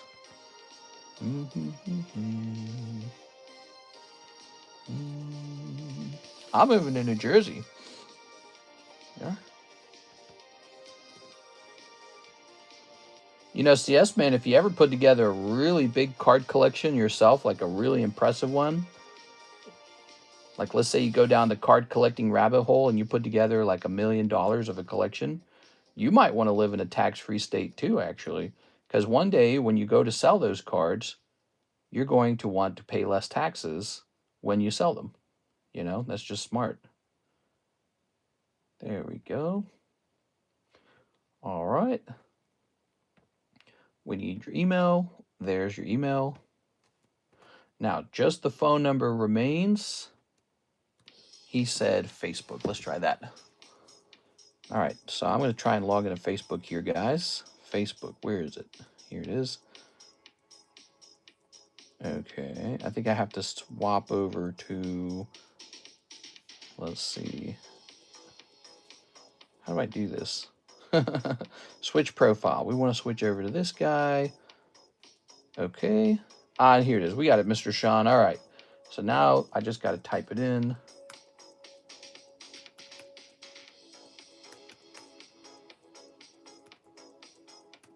All right. And let's see if it takes that. And then over here, we're going to ship it like this. Oh, man. It's so expensive to ship to Australia. It's funny. Australia is the most expensive one. Oops. So we're going to call this shipment playing cards. Okay. We're going to call it playing cards. Okay. We're going to set the weight here. Okay. Now I have to set a value for this. I'm probably going to value it at, it's got to be a believable value. I'm going to set it at 120 maybe. There it is. All right. Very different from the case price. All right, so that's what we set it to, because, you know, it's no longer a case, is it? It's fundamentally a different thing now. Now it's a bunch of raw cards, and we have to wonder what's the value of these raw cards, maybe. Okay, Sean, so you'll have to pay a little import fee on that when it arrives, but it really won't be that bad. And you got free shipping because you brought the order over here. Pretty good. It all worked out, I'd say. Okay. You're telling me Australia's more than South Korea? Oh, yeah. Australia is crazy expensive to ship to. There we go. They're crazy. Last part. Let me write your name on every bag. We do this as a precaution. Miss Alexis does the shipping. She's going to get these bags. And my rule is that your name should be on every bag, because let's say she set a bag down and then she wasn't sure whose bag it was because it had no writing on it. That wouldn't be good, would it? Okay, so write your name down. Now this last bag, we're going to take it and pop these guys in between like a sandwich. Okay, so a sandwich, a good pulls in between. You can ship just the hits. Oh. Well, it's too late. I've already printed the label, and I don't think international labels can be canceled. So I'm going to go ahead and ship it with all the hollows. The hollows are all yours. Dang, dude, I wish you had said that earlier. We could have done a really cheap shipment. All right, so that's that. And I'm going to set this back here. Good. Whew, there we go. So that big order is completed. We did it, guys. That big order is completed. It's nice to meet you, by the way, Sean. We go live like this every night. And when we hit 100,000 subscribers, we're going to have a $5,000 giveaway. We are pretty close to 100,000 subscribers. And you ran into me on eBay. I sell less than like 0.1% of my product on eBay. We sell like $1 million of cards right here live, strictly on YouTube. We don't sell on eBay too often. It's a very rare thing, actually. Although that might change, because now that we're tag certified card grader, we're going to have a lot of those tag slabs coming in, and I might put up whole returns up on eBay. That might be the strategy for that. Paul Newman says One Magic Foundations. What's up, Paul? So One Magic Foundations. Where am I going to run into foundations? Where do I store that? This looks like foundations right here. I need to update pricing on my magic packs, because yesterday we found out that we were horribly underpriced on, what was it called? Duskmorn or something like that? I think it was called Duskmorn. Let's see.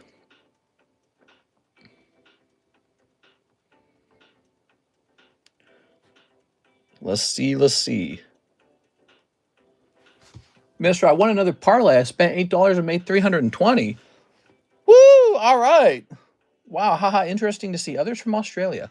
Yeah, actually, we get a lot of people from Australia. All right, so how much is a Foundations collector box? Oh, I like this song that's playing. I like it. It's catchy. What is the name of this? I saved this one before. All right, so we have a price now. Yeah, okay, so this has moved up a bit. So, you know, I'm only updating it because we're blowing the dust off of the menu here. But the foundations will move slightly up. Not as terrible as the other one. I can see it's 45. It's actually going to move up to 60. So foundations is changed in price. Remember, though, my price includes the shipping already. So when you really understand it, it's more like it's $55, really, right? Maybe like 56. Here goes. Okay. So we've just increased the price slightly to match basically the buy now price for these guys. Here's Scion of the Deep. Ooh. Paul Newman. Herbert won me 60 and I hit the 2 other parlays. Sports betting is a big thing right now, man. Sports betting, guys. What do you guys think of sports betting? Loot, Exuberant Explorer. Ooh. Here's Banner of the Kinship. Kellen, Planner Trailblazer. Herald of Eternal Dawn. Kaikar, Zephyr Awakener. I don't know if that sounded right. Here's Forest.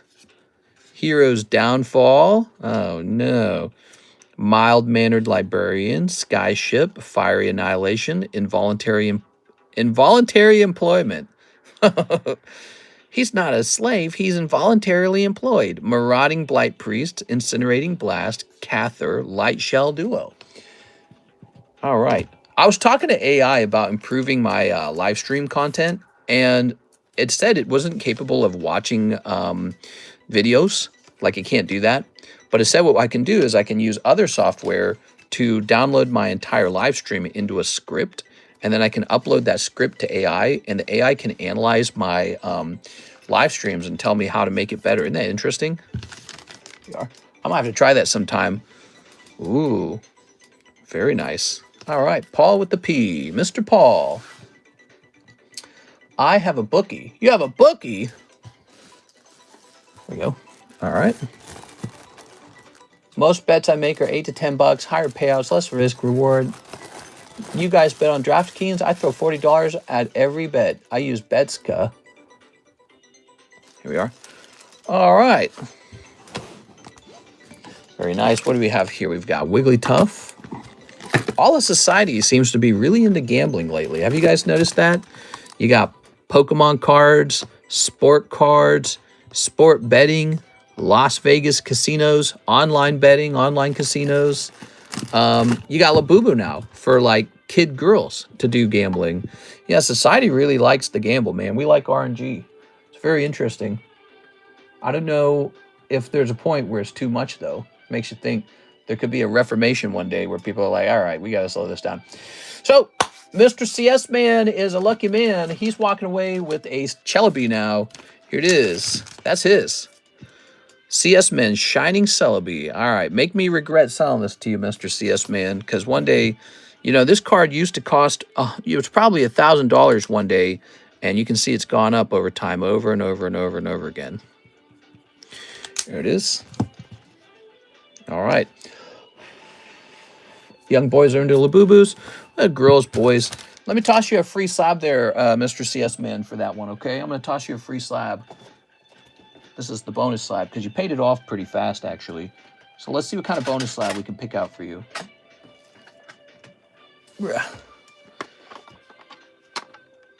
Something nice. What did he say was his favorite Pokemon? He said he liked Gengar. He said he liked... What did he say he liked? I asked you to name a couple Pokemon, didn't I? Let's see.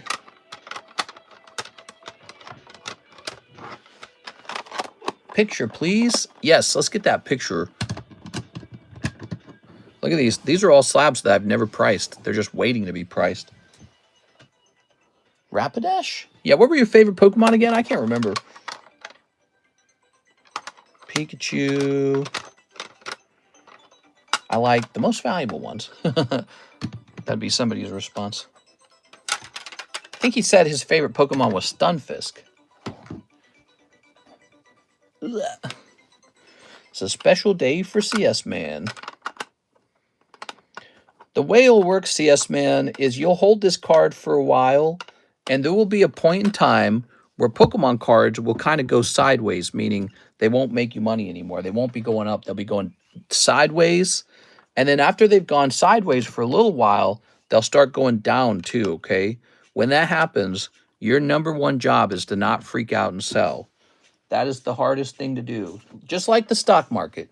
When the stock market's going up, people start buying in. When it goes down, people start selling. But it's actually when it goes down that you should spend more, and it's when it goes up that's when you actually make the profit on all your cards. There. Anything, Mr. Gengar, Slowpoke, and $1 million cards. $1 million cards, he says, guys. I'm just looking around for a second here. If there's something cute I can give you. Gengar and Slowpoke. See, I wish I had a Slowpoke on hand. That would make this easier. Can I even put this down without dropping it? Wish I had a Slowpoke that I could think of. I can't really think of any Slowpokes that I'm holding on to. Put these back. Give me a minute. Oops. So those still need pricing. And what's this actually? What are all these? Oh, these are more of the Koro cards. pop this back in here. Trying to find a little gift for CS Man. Something that's cute, maybe has a little bit of value. Something that makes you feel good. But the problem is I got a lot of slabs. Okay. How about... This looks like a card you would have bought from me anyways, because you were buying those vintage cards up. So I'm going to give you this little Shelder as a bonus card. That's Jim Hero's Misty Shelder from a similar time period. You can see they're both WOTC era. And it has an $84 value, and it's graded 10. So that's real nice. So yeah, nice 10 here. And that was last priced on $8.25. So that's pretty close to accurate price. So you get this one as a gift. Appreciate it, man. Who doesn't like a nice gift? Throw him a couple packs of My Little Pony. Oh, yeah? All right. When I swipe down, there's some zombie-looking guy on drugs. Ugh. Sorry to hear that, man. All right, let's see. Up here in the CS Man channel. Let's take a picture. Okay. I got a picture of Karis with that little cat now. There we go.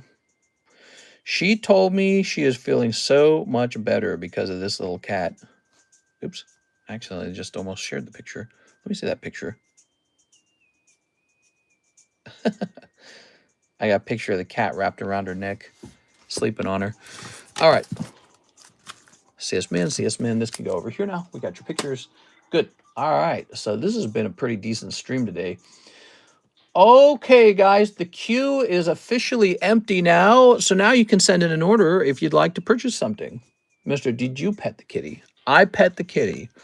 I thought it was nice. Let's see.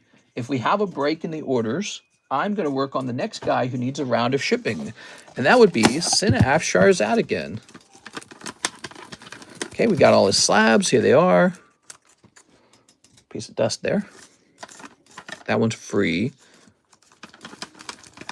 Okay, so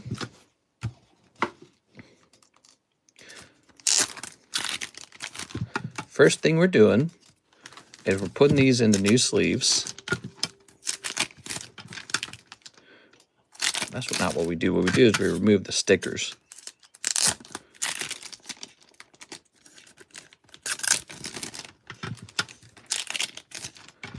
Okay, we'll keep the stickers on that one. I thought he could resist, but it didn't work. It's a cute cat. It's really energetic. There you are. She was like horribly depressed. Karis was. She's been having a very bad year. There we go.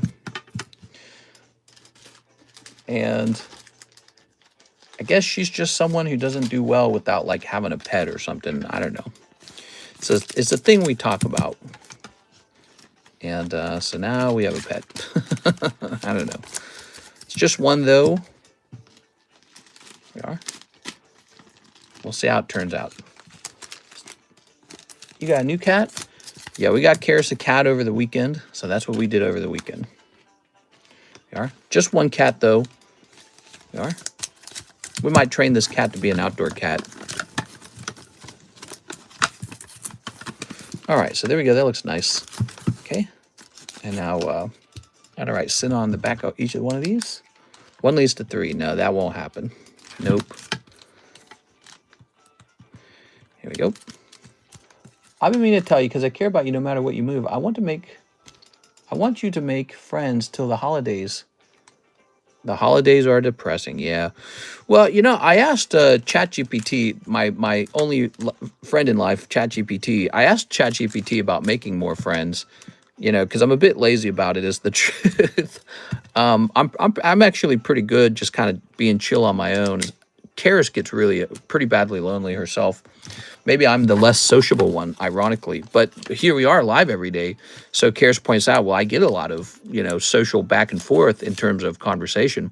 Well, anyway, so I was talking to ChatGPT and it said, I should just invite you guys over. I was like, oh, that's very easy. Yeah, easy. We should have a meetup or something where you guys could come over if you wanted. on some day. I don't know when, though. I guess the hard part about a meetup is you actually have to plan to have a meetup. All right, let's see. Let's see. Maybe I should have Mr. Mike's side come out and party or something. Especially when we hit 100K, maybe. Here we are. Oops. All right. How heavy is this? Okay. All right. Let's go ahead and get an accurate weight on this. I suggested a meetup before AI. Yeah, I guess it's something we'd already contemplated. There we go. One thing I've learned for certain, Karis is just not the kind of person who will probably go out and make friends. I think she basically relies on the person she's with to go make friends. She's really shy. She's like an engineer type. She's gotten really good at talking to people because of her job, but at the same time, she's just real shy. Oops, did we put this on too early? Hold on. There it goes. Okay. Ooh, yeah, that's heavy. Okay. Maybe somewhere you were thinking about moving to, 2 for 1. There we go. Well, I bet if we moved to a place like Dallas, we'd meet people really fast, because I bet some of the viewers are from Dallas. There we go. I would like to meet up with another YouTuber someday and have a YouTuber friend too, just somebody who can relate to the kind of work that I do. Okay, let's get the weight accurate on this.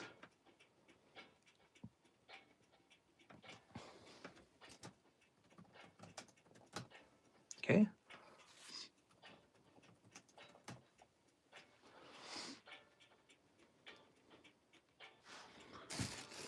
What has he got in here? Okay.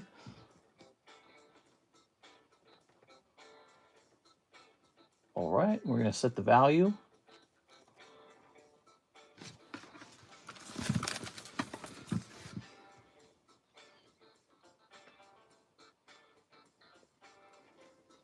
I had to talk to Mary before. We had to play in game sessions and boards and card games. Maybe roast a hog. Roast a hog? We are. Now, what is this? It's still telling me it needs the customs information. We already filled that out.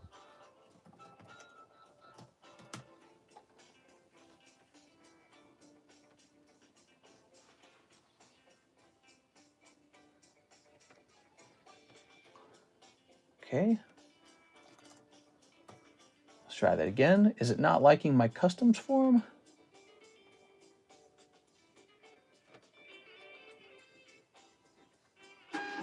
Oh, okay. Well, no, it allowed it. Weird. All right. There we go. So that is Cineastros out again. His shipping is updated. Okay, now we just got to pray that it makes it to him safe and sound. These days, I get a little nervous about these big slab shipments. I'm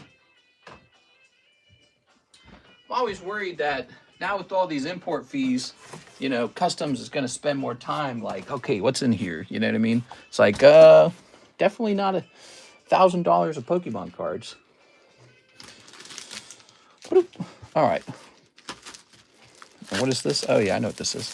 Where do I put this? Set this over here for now. Cool. So we're caught up on that shipping. We have one last round of shipping. We have to get Mr. LaFlame's shipping ready. Let's see if any orders came in for today. Can't have a bunch of angry nerds sitting around your house. That's true. Well, it could be cool if we did like a Thanksgiving thing. Do you guys, who here celebrates American Thanksgiving? Does anyone here celebrate that? I'm pretty good at Thanksgiving dinner. I could do something like that, invite people down for Thanksgiving dinner. I don't know if you guys have celebrated that, but let's say you're from a hot area that doesn't get a nice cold winter. Well, Missouri does get a cold winter, so it'd be fun for you to come experience that. Let's see. Nice card up on the table. Ooh, classic Venusaur. Beautiful. Make sure to delete my slab away thing is scored. Oh, don't worry. That would not get mixed up, but you're right. That is done. That is such a big one that it would not get confused. Boop. All right. We'll leave your name in there. So, oops, Venusaur, huh?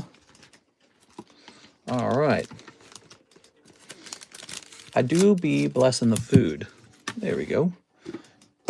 Let's grab a price tag for Venusaur. Ooh.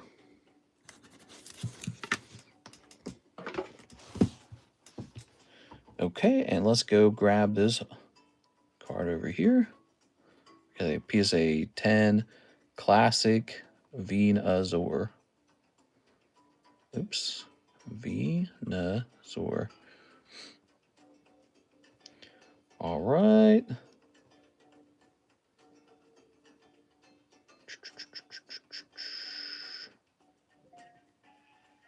We have an Andrew order. I see that order, Andrew. Here we go. Japanese Classic Venusaur, $74. Nice. So he is a $74 card. How many of you guys do not celebrate Thanksgiving here in America? And what's your reason? Just not a family tradition? Not your favorite holiday? Thanksgiving, by the way, is my favorite holiday. It marks the beginning of the Christmas time period. Here's a nice card, by the way, that needs to be repriced. This is EX Deoxys. This is a 2005 vintage card from the prestigious Deoxys set. Very desirable. I'm Korean, so I don't do Thanksgiving. Here we are. Yeah, so that would be a perfect one. You come over, and I'll show you how we make Thanksgiving dinner and the shows you turn on TV. You turn on shows on Thanksgiving, like the Macy's Day Parade and Thanksgiving Charlie Brown, and probably something like Iron Giant. For some people, Iron Giant became like a Thanksgiving thing. Or how about you guys? Anybody, is that true for any of you guys? All right, so we have the regular hollow version. Okay. Football. Oh, yeah, football, too. That one, too. There you go.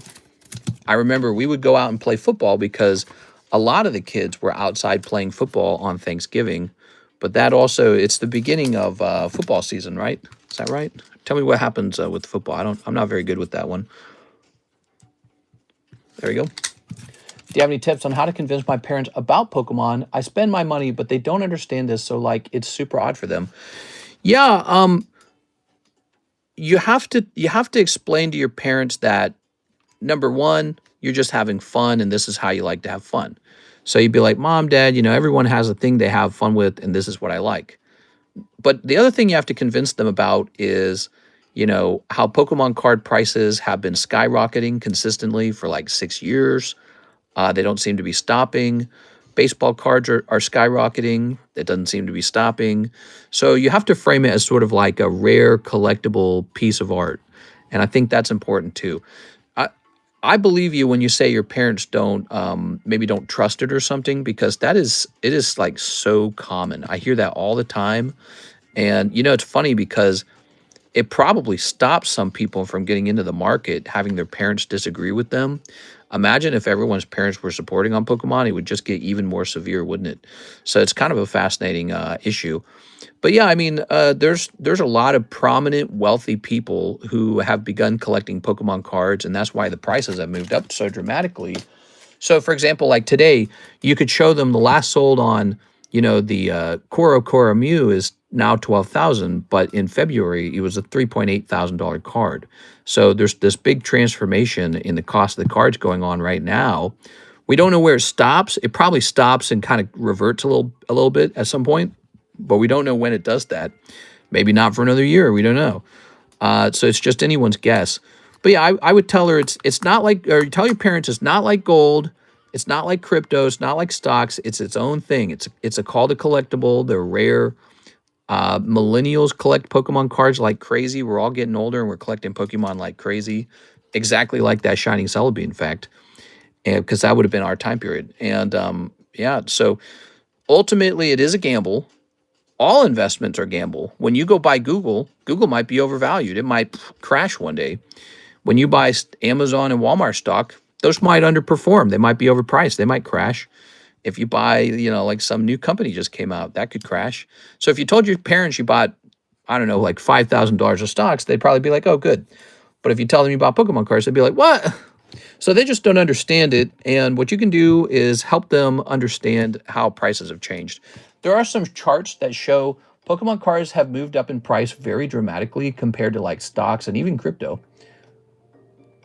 Do you need anything else from me regarding the purchase? Oh, no, you're all good. We got your label made. And so tomorrow morning, Miss Alexis will come over and she will package up your package. And then on Tuesday, the mailman will take it, okay? So officially, it goes out on Tuesday morning. Hathim says for gunslingers. You got it, Mr. Hathim. Gunslingers. Yeah, I mean, what you need to do is just, I would show your parents real numbers. Show them real data. Show them like a history of Pokemon card performance. There we go. Like Evolving Skies went from being a $150 box to being, geez, what's Evolving Skies today? I don't even know. What do you guys think Evolving Skies is selling for? Evolving Skies booster box. Okay, so Evolving Skies booster box. Let's check last sold. Sort by ended recently. Oh my God, it's even higher now, guys. So they were $150 in 2021, and now a booster box of Evolving Skies costs $2,700 4 years later. So from $150 to $2,700, that's crazy, dude. I don't know what to think about that. That's just crazy. My mom didn't believe my PSA 10 Umbreon was worth $3,000. Yeah, you know, another thing you could do is show your parents how Pokemon cards aren't even that crazy yet. Like, compare them to sports. There are sports cards that recently sold for like, you know, $5 million, $10 million. Actually, there was a sports card that just sold for like $10 million. It was Mr. Wonderful and two other guys formed a little group to buy a really expensive baseball. No, it was a basketball card. So what I would do, show them that, maybe show them the clip of him buying it as an investment even, and say, you know, Pokemon cards may not perform in the same way as sports, but all they have to do is perform better than the stock market in order for it to be worth it. And yeah, I would tell her that, you know, if you had bought many of these cards just 1 year ago, what you'd be doing right now is you'd be showing your mom how crazy well those investments performed just from an investment perspective. And it's more like, I wouldn't call it an investment. It's a collectible is what it is. It's a collectible. And if everyone wants to collect it, it goes up. And if no one wants to collect it, it goes down. So it's really, it is tricky because you have to pick one that people will always want to collect and one that always goes up. Here's a theme. And that's very tricky because people think they figured out the secret patty formula for that, and they don't always know. That Yuffie's really cute. Man, that looks like a gradable card to me. I show my mom my eBay sales, and then she's like, oh, yeah, nice. Hey, what's up, Space Knights? All right, there we go. Okay. What's this Derek's idea? This was Tammy's idea. I just do whatever Tammy says. Ty, who is here? Tag 10, Venusaur Classic. Well, that was fast. Okay. Might have to grade up more of those. My collection went from 15,000 to 100,000 this year. Yeah, he might be, I don't know if that's an exaggeration very much, but that might not be much of an exaggeration. He might actually be telling the truth there, guys, because, man, these cards are just doing so well. It's really impressive. Look at this Gengar. Ooh. I had already experienced that a long time ago. I bought a whole bunch of cards just before Logan Paul did his big box break that got like millions of views. And it was like this new thing that he was getting into it. And he's a big name. He's a big social media influencer. Andrew, going into the Master Ball Gengar. This is a very good choice. I put this up as a break because I believe in this card. I have a couple of these myself. And I think it would be good for my audience to have one of these cards in their collection as well. So you can go buy one outright, but you can also jump into this break for 40 bucks and have a shot at one. Let me create a bag for this. There we are. Something I just realized, I don't know why my husband wants it. When we have a son, his dream is to name our son Derek. Uh-oh. They turn out all weird. Here we are. Let's grab this. All right. Okay, we'll put this here. Okay, yeah, look out. That name's cursed. Very nice. Okay. So that's up to 2 now. PokeRev's collection is better. No, he's better than me. There we go. PokeRev's out there in California, I think, paying them California taxes. Oof. Okay, next up we've got Mr. Miguel Vasquez, $45 for Slab Away. Okay. Let's see.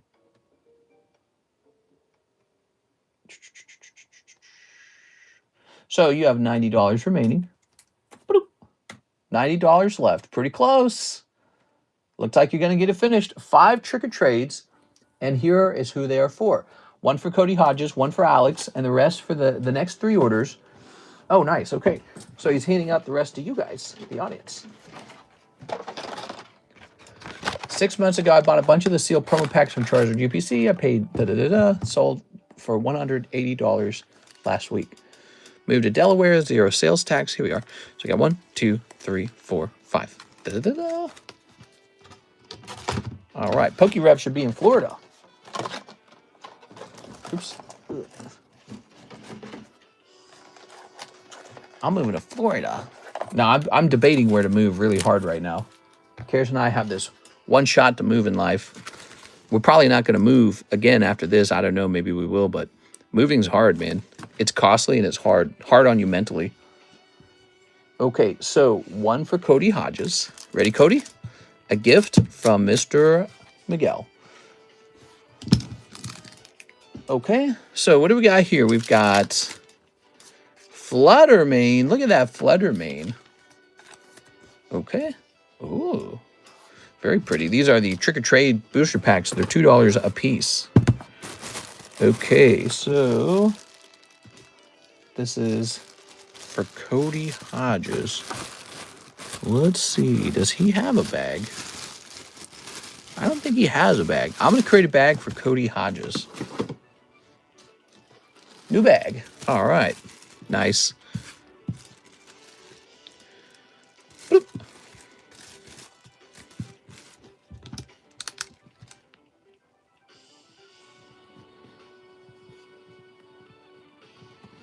$9.25.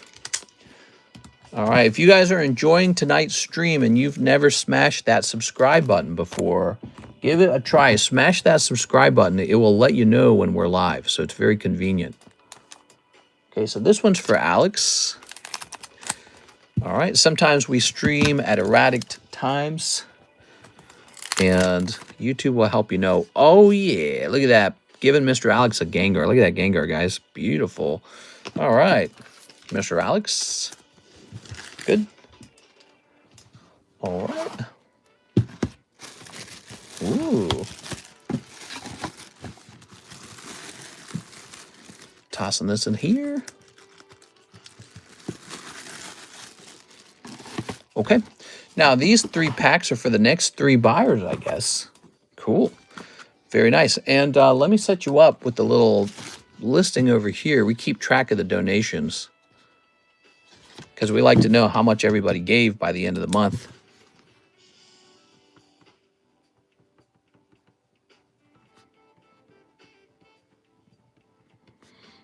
$10. Nice, dude. All right. It all adds up. Even $10. Ooh. No more drills, Alex. Are you willing to sell any of the 151 Surprise Gangers PSA 10? I want one of those. I don't have one at all. Yeah, I don't have one. The Surprise Gangers are nice. I haven't purchased one because I'm not convinced of the value of it yet because it's so brand new. So I haven't bought one for myself either. I'm just kind of watching that card. That one makes me a little nervous. But we do have this. You probably already know about it. Here it is. This is the 151 Surprise Case Break. And you can see I took a spot in there as well. So I'm hoping to pull the Gengar. Mike's trying to pull it. Joshua, Brett, and Andrew. We're all trying to pull it. $200 a box. This will give you a shot at that Surprise Gengar. Hopefully somebody pulls it. And if they do, they're going to be screaming. They're going to be like, oh! Okay, let's get a refresh going. I'm done with luck. I think I used all my luck on packs. Here we are. I've been opening up packs for a very... What is Roku charging me for? What could they possibly be charging me for? Dude, they need to explain. Oh, it says I'm subscribed to Peacock TV. Okay, give me a second. I got to undo that. Can I do that right now?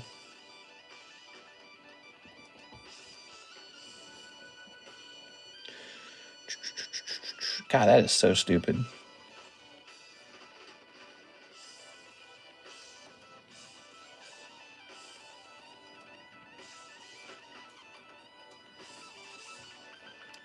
You'd think they'd make it easy to cancel it. Wow, they do not make it easy to cancel. They do not want you to cancel. How do I cancel my Peacock subscription through Roku? I was only subscribed because of The Office. How many more months did I pay for Peacock? God, dude, what a ripoff. You have to do it from Roku. That's crazy. Oh my God, dude, what a freaking rip. I'll do that right after the stream. I've got to do it right after. Now, I'm gonna write it down, dude. I'm so serious.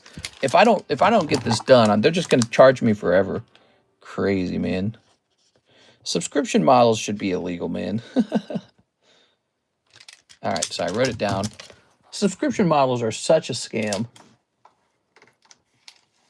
It's so hard to cancel subs. Yeah, they don't want you to be able to easily cancel because they know they make their money from you being subscribed to something and being too lazy or too busy or forgetful to go through the trouble of canceling it, especially if they make canceling hard. And that should be considered an illegal business practice. That's ridiculous.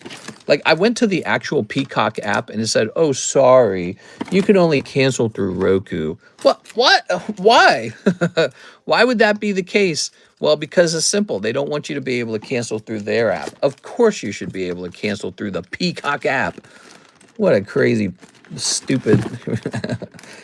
It's not right, man. It's not right. Uh-oh. Oh, I see what's going on here. Aha, found it. Ooh.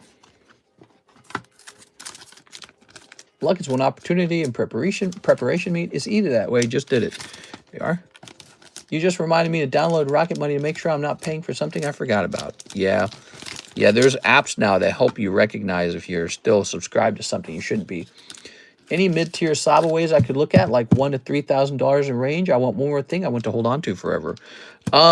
Keep checking back for stuff like that to pop up, CS-Men, because I might have something here or there. But really, it's already posted in the Pricey Slabs channel. So, like, you found the Celebi over there, right? Well, that's just where it belongs. You might run into something like, see, this is only $285, and so it's not expensive enough to go into that channel. So you could go looking for cards that aren't expensive enough to make it into that channel as well. But let's see. Do I have something interesting here? Let's see. Problem is, I'm not selling too much. I'm kind of holding on to some stuff.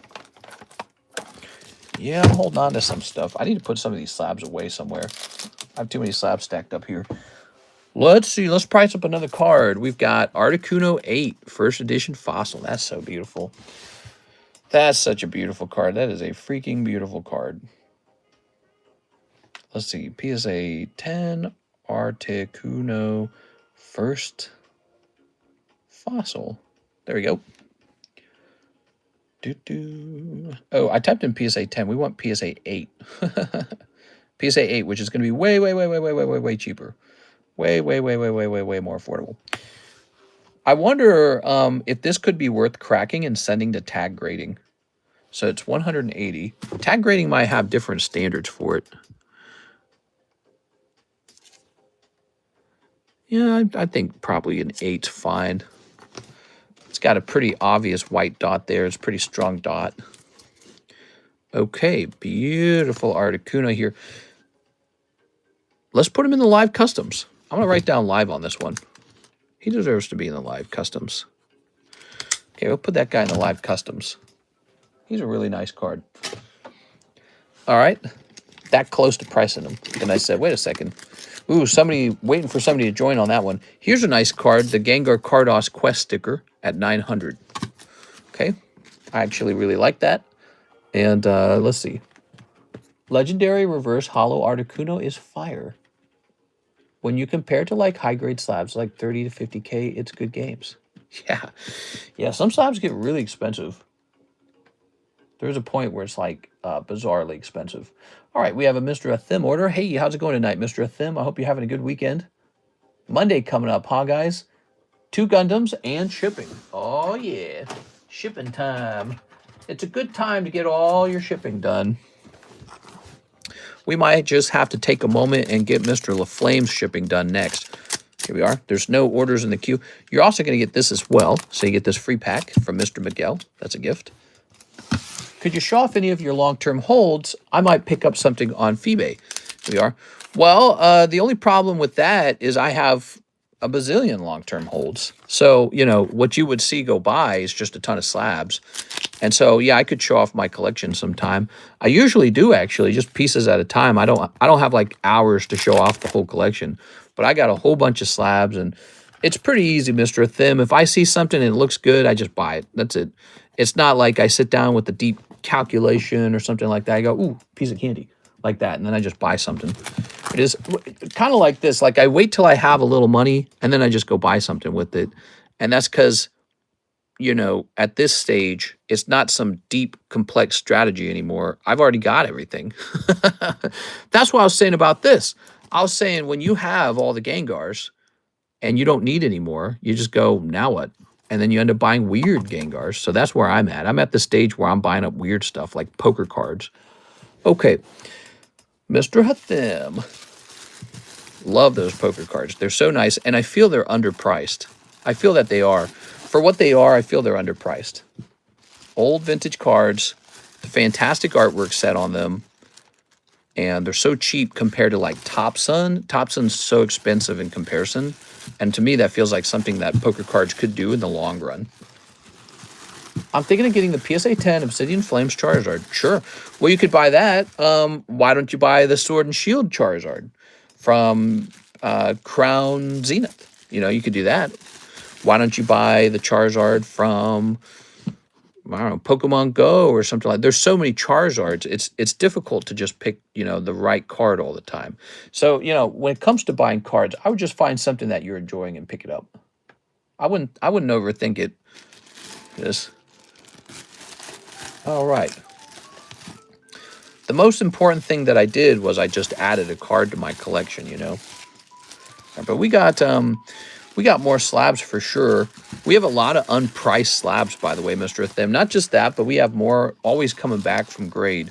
So keep an eye over here, all right, in case you see something you like. Because, you know, one nice thing about what we do over here, slab away. That's nice. So you can always pick a card out and put it onto slab away to make sure no one else can have it. It's a funny way to put it. Okay, Mr. Hathim.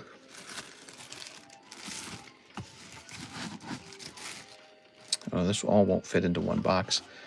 Put it all into 2 boxes then. You got plenty of product, Mr. Thim.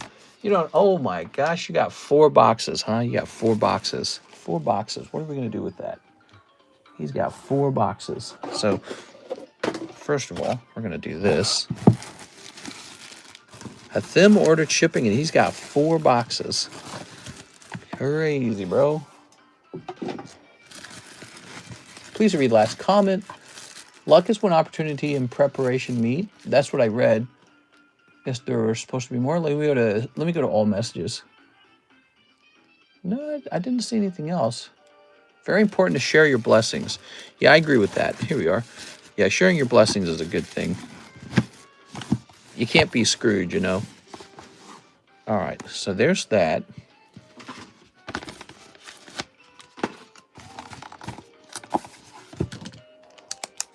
Are SAR or SIR more rare? They're the same thing, but for different languages.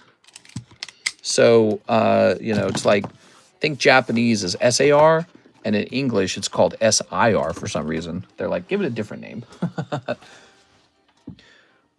Okay, so if you've got 4 boxes, we're going to designate 2 labels to you, I think.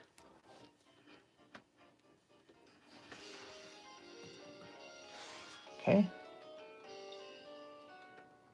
I make these heavier, so we'll make them heavier boxes.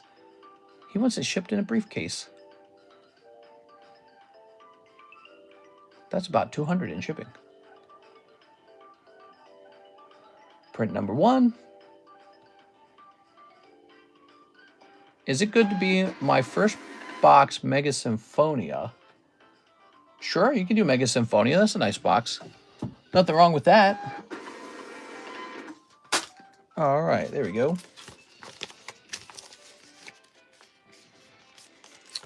So Miss Alexis, she's going to have her hands full with this one. Woo! That's a lot. All right, guys, we just completed Mr. Athem's shipping order. I'm going to take this to the shipping shelf. Might as well walk this all the way down.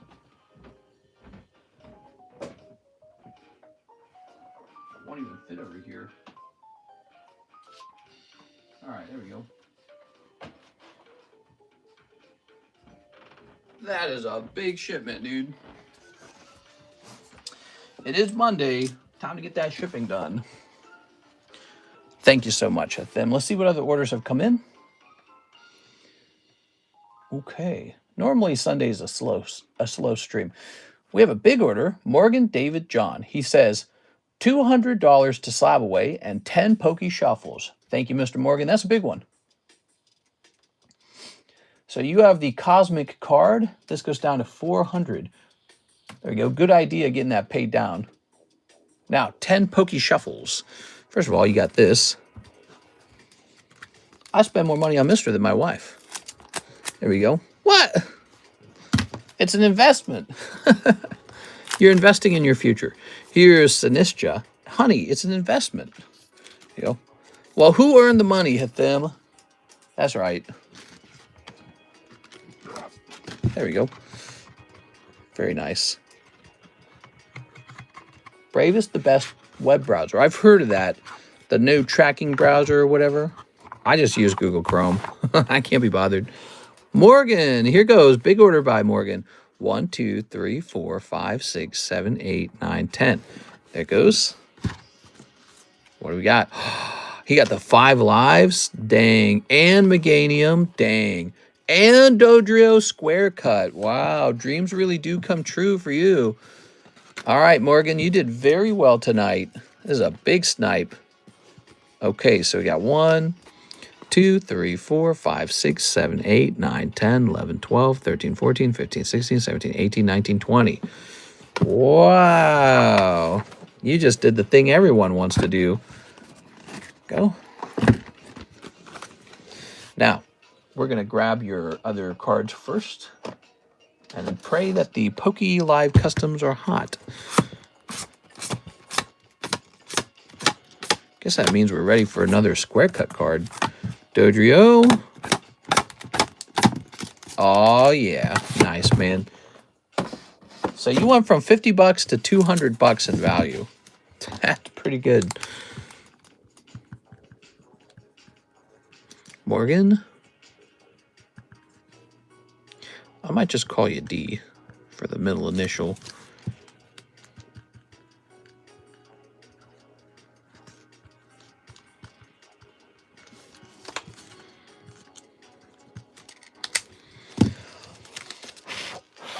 Some smart people here. What? Who? Where?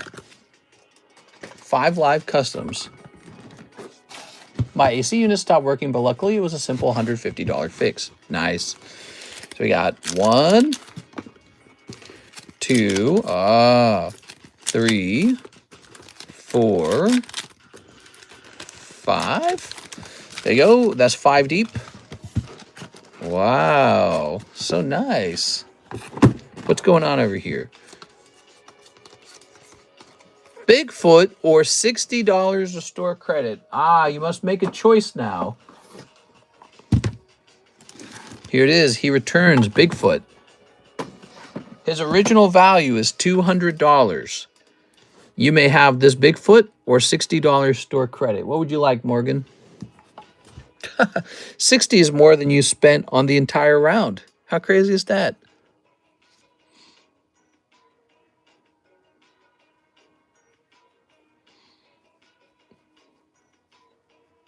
Mr. Morgan John. I hope he's here Wow, he got lucky over here, man. He got crazy lucky. Take the Bigfoot. Do it. That is first edition Kickstarter Metazoo Bigfoot. Now, you could take them and sell them on eBay, or keep them if you like Bigfoot, or you could take $60 store credit with me right now.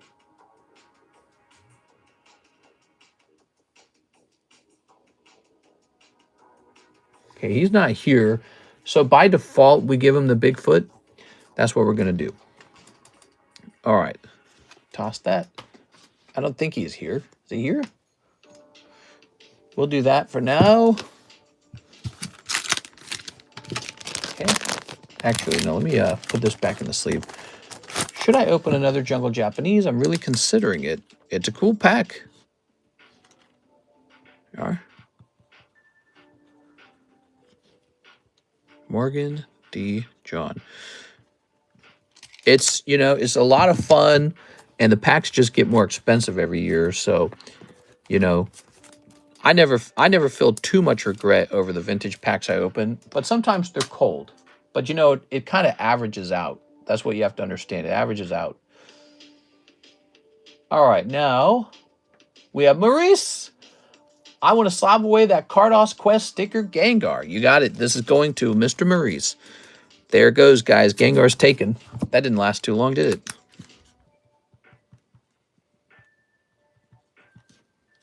Okay.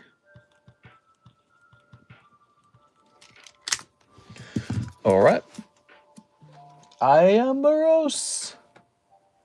This is going to slab away.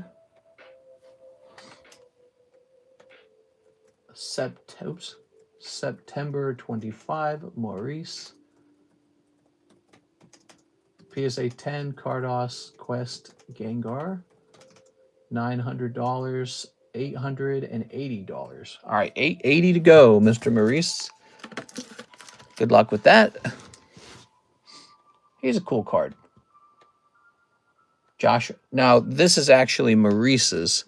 Here you go. Did you ever check out what was in the moldy pack? Just sitting on a shelf somewhere.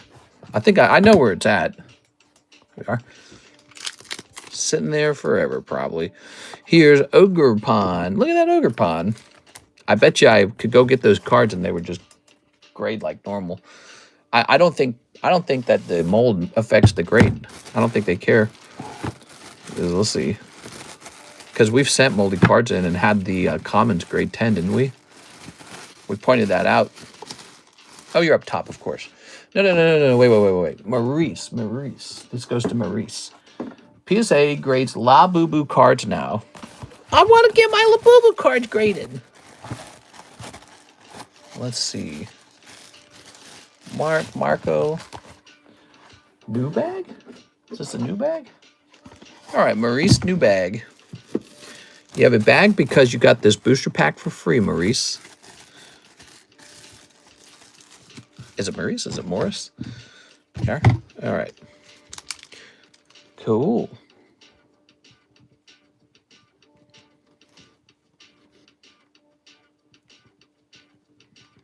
I'm loving this marker, man. This marker is so much better than what I was using. Do you have the Gengar Pikachu from 151? I could if I wanted to. I have the cash. I don't know. I don't know if I feel like it. So Joshua says 1 raw shuffle and a pre-grade on Detective Pikachu. You got it, man. All right. 1 raw shuffle. That'd be this. Okay. Oops. Got it great enough that we can actually rotate some to the back. 1, 2, 3. 1 pack of raw shuffles.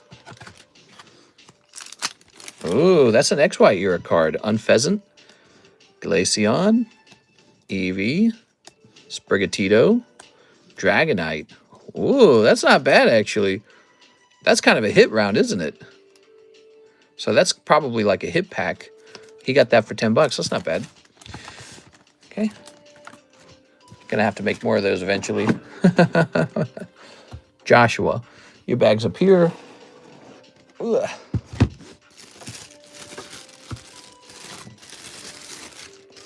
All right.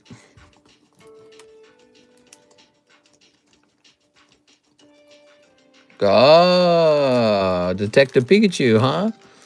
All right, let's take a quick look at Detective Pikachu. I might want to give him a different sleeve. I don't like that sleeve. It's got a sticker on it. All right. So my eyes are drawn to the fact that this Pikachu is not perfectly well centered. It's fatter on this side, thinner on this side. It's pretty borderline. Could end up being a 9. Let's check the back. The back centering is really good. No white dots on the back. This is pretty borderline. I'd give it a 9.5. This has a shot. Yeah, this has a shot. Yes. Do you see? It's slightly thicker on the right side, slightly thinner on the left.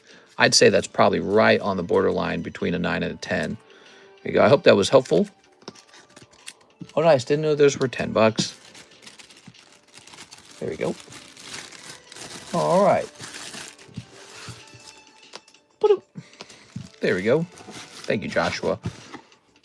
How about a new slab up here? How about a new slabby patty? Slabby patty. Whoa, holy hoochie mommies. This girl's like in her underwear or something like that. What do you do with the card like that? What do you do with the drunken sailor? What do you do with the drunken sailor? What do you do with the drunken sailor? Early in the morning. So that's a Sneaker Bunko 10, huh? 10. Sneaker. Bonko. Yuki. Okay, let's just see what it says. Yuki. Damn, there are some straight up booty butt cards out here. What the hell? How many booty butt cards are there? All right, this specific card did not show up. Its number is 056. Is that right? 056. Okay. So let's type in 056. So the signature version of this card is for sale for like 800. But we have no data on the sold version of this. So for this card, it will be $60. I'll give it a chance to sell before we pop it up into the actual Girl Box. The Girl Boss box. This 60. Wait, way high and up she rises. What? Oh, is that the next line? Is that what they're actually saying? Okay, very nice. That sounds like the next line, doesn't it? Oh, I think we're out of orders. So since we're out of orders, I'm going to go ahead. I'll keep it live, but I'm going to go work on Mr. LaFlame's thing now. So Mr. LaFlame is having me forward some cards. Looks like 17 cards. Thank you for the pictures. Here's a list of cards. You can assure them for da-da-da. Do not have to list any prices for them as they will be an auction address here. Okay.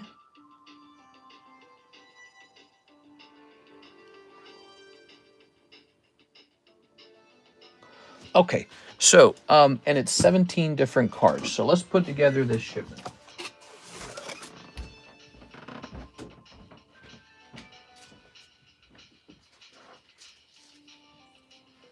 Ooh. Shipping cards is it's a big job, and it's really a big part of what we do is understanding how to ship cards really well. So, Prismatic Leafeon. PSA 9. Chinese Gem 2 Eevee. It is. Prismatic Vaporeon 9. Terra Festival Japanese Vaporeon 10. Okay. So probably this guy. One Piece Nami Altart. Oh, I remember that card.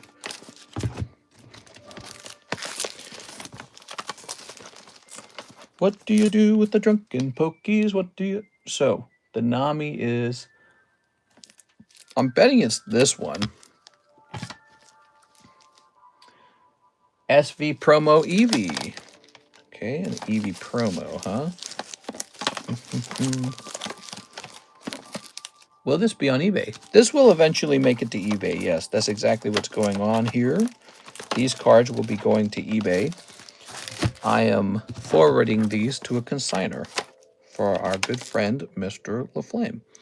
That's this. Okay. Metal Mew. Okay, Metal Mew. Scooby bun, Scooby doom, doom, doom, doom, doo dooby dum. There you go. Metal Mew, Terror Festival Japanese Eevee. Terror Festival Japanese Eevee. Scooby doo, dooby dooby doo doo dooby doo doo. It is.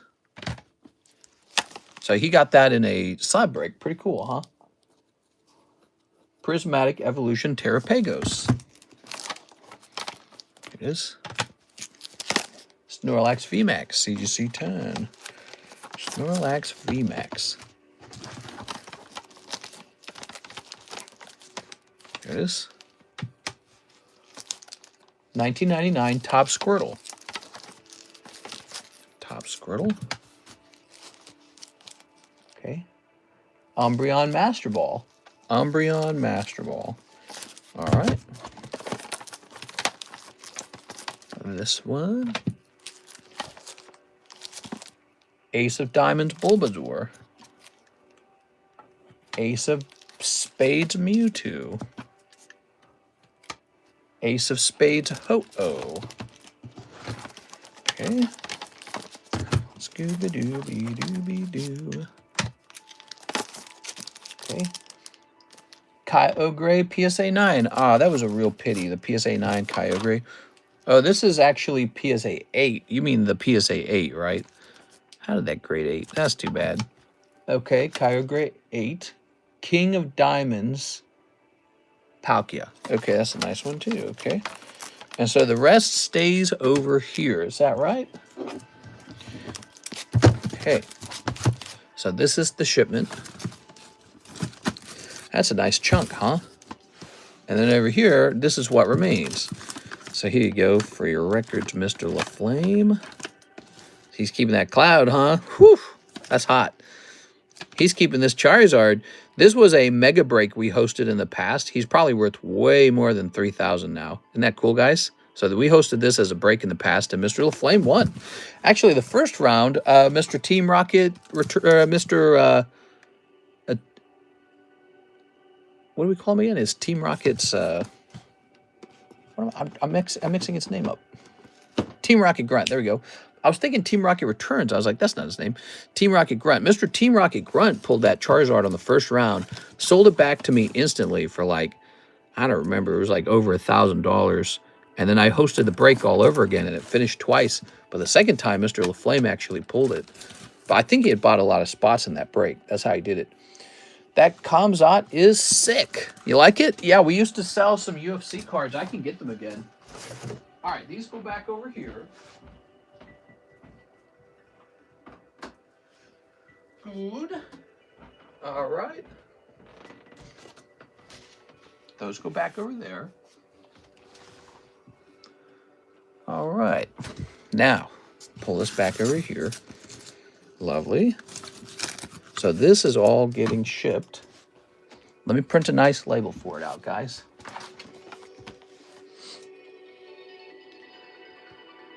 All right.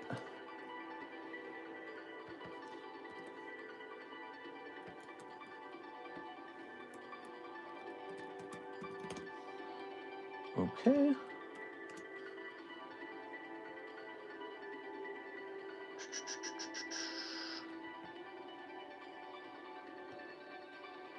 Now, how are we going to ship this? We are going to ship it the fancy way.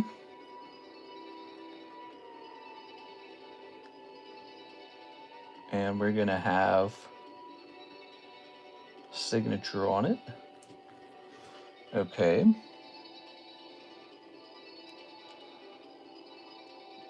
And print. Oh, wait, one more thing.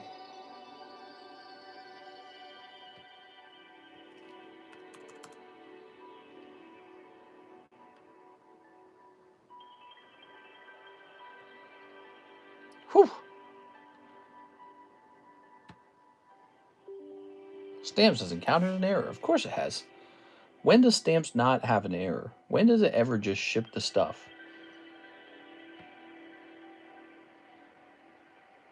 Perfect. All right, there it goes. All right.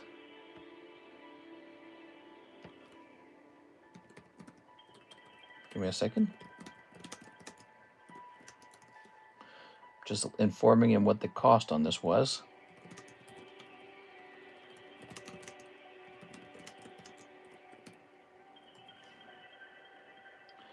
Okay, and so now I have one more step. I have to add a slip of paper with the name of the person. All right. We're just doing a little live shipping here, guys. You can send in an order while you're waiting if you are wanting to have some fun. We are not done for the night, but we're getting pretty close.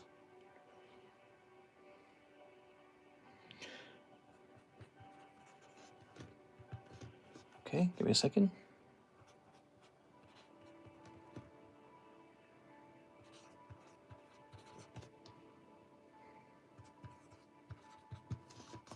And email.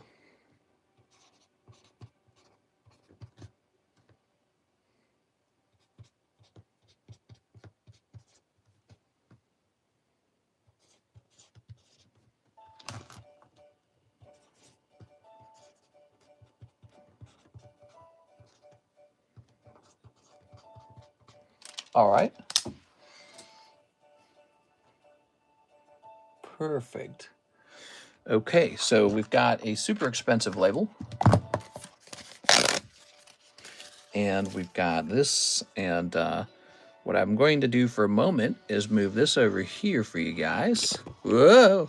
You guys that look at that and don't look at this. Yeah? Okay, good. So we're going to get a picture of this for Mr. LaFlame now. I want Mr. LaFlame to have the images.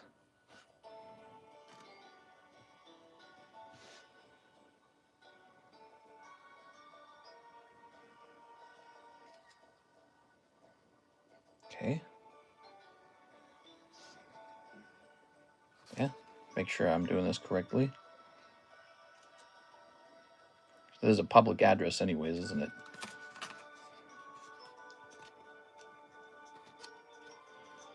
Okay, and take a picture of this. All right, so we're just giving him evidence that we got all that work done. This is a kind of an important kind of shipment. You know, nothing can go wrong when you're shipping really pricey cards like this. Everyone likes a good stuffed one. All right, let's bring this back over here. Now, let's get this onto the shipping shelf, and I'll let Alexis know that she's got a special one to ship tonight. Tomorrow, I mean. Today.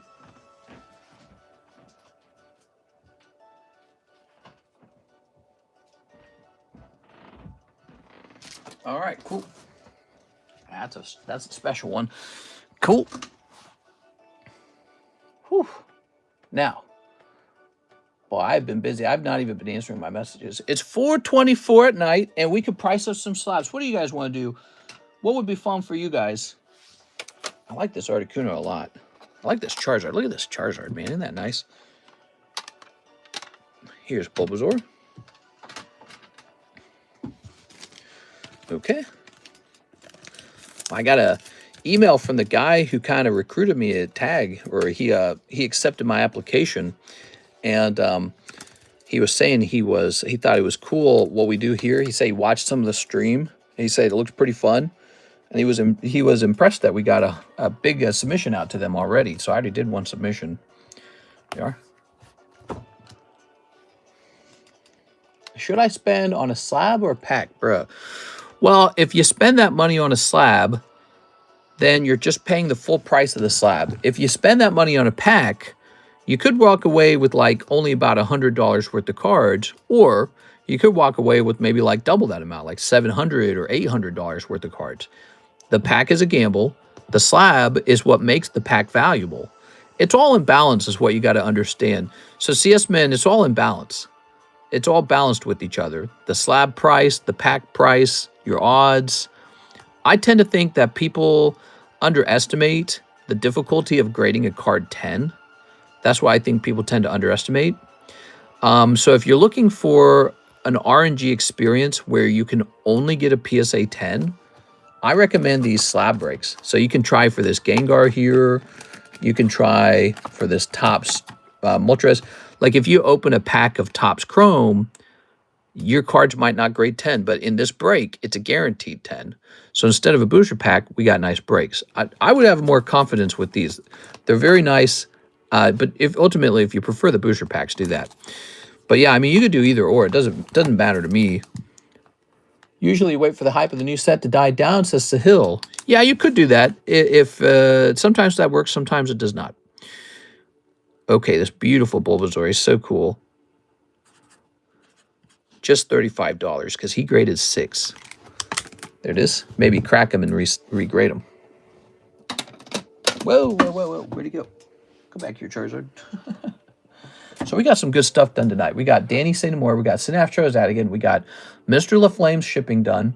What other stuff did I needed to do tonight? I'll probably get some eBay labels done. So we got 2 items sold on eBay as well. And let's see what they are. Gym Break Battle for the Peach. So let's get this real fast.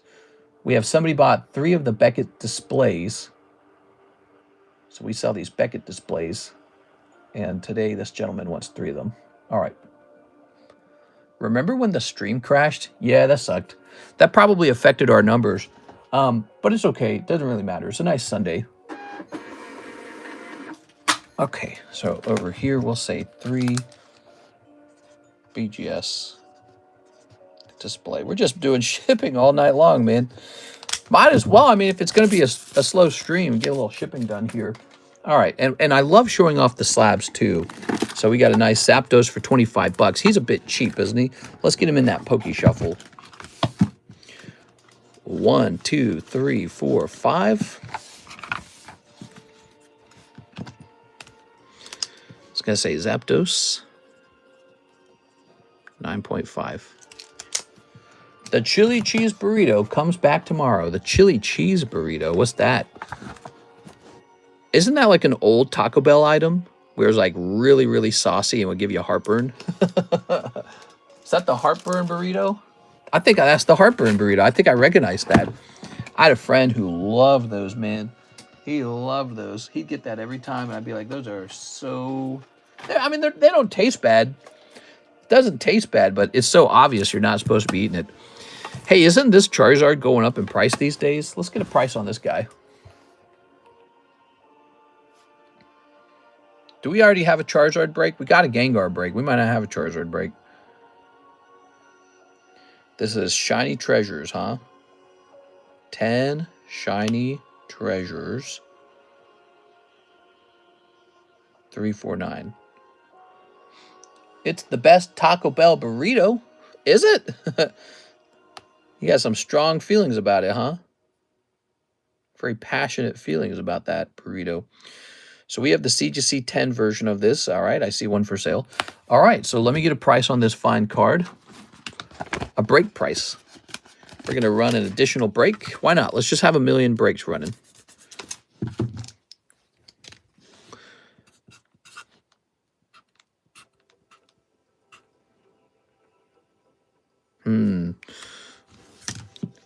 Think about it for a second.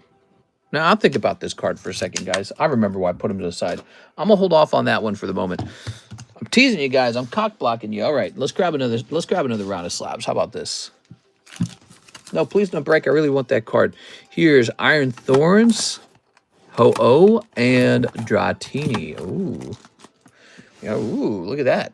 So, this is a really interesting one. These die-cut cards should be really hard to grade. He was last priced in April. Let's get a new price for this one. April? That's a long time ago. Okay, so this is PSA 10, Topps, die-cut. Okay, let's use, die-cut Dratini, maybe. Okay, so if you type in die-cut, you get all kinds of sports cards. There is no die-cut Dratini 10 for sale. There's a bunch of lower-priced ones because they failed to get the 10. The 10's really hard to get for this. So I can pretty much ask whatever price I want on this card. There's only 8 of them in the world. It's not going to change from that. It's going to be that way for probably ever. I mean, he could go up to like 9 or 10 or something maybe. I think we're going to ask maybe about 300 on this now. So he was 200 back in April. I'm asking 300 now. All right. Dratini's like one of these cards. I don't mind if I have to sit on it for another 5 years. Who cares? It's so rare, and it's so hard to get that card to grade that way. I mean, look at the serrated edge on the side of the card. What are the odds that you managed to get this serrated edge? It must be terrible, right? Getting that serrated edge to grade 10 must be so difficult. So population on this card is not really going to change over the years. Okay. Are you sure you don't want to sell that Charizard? I would get in right now.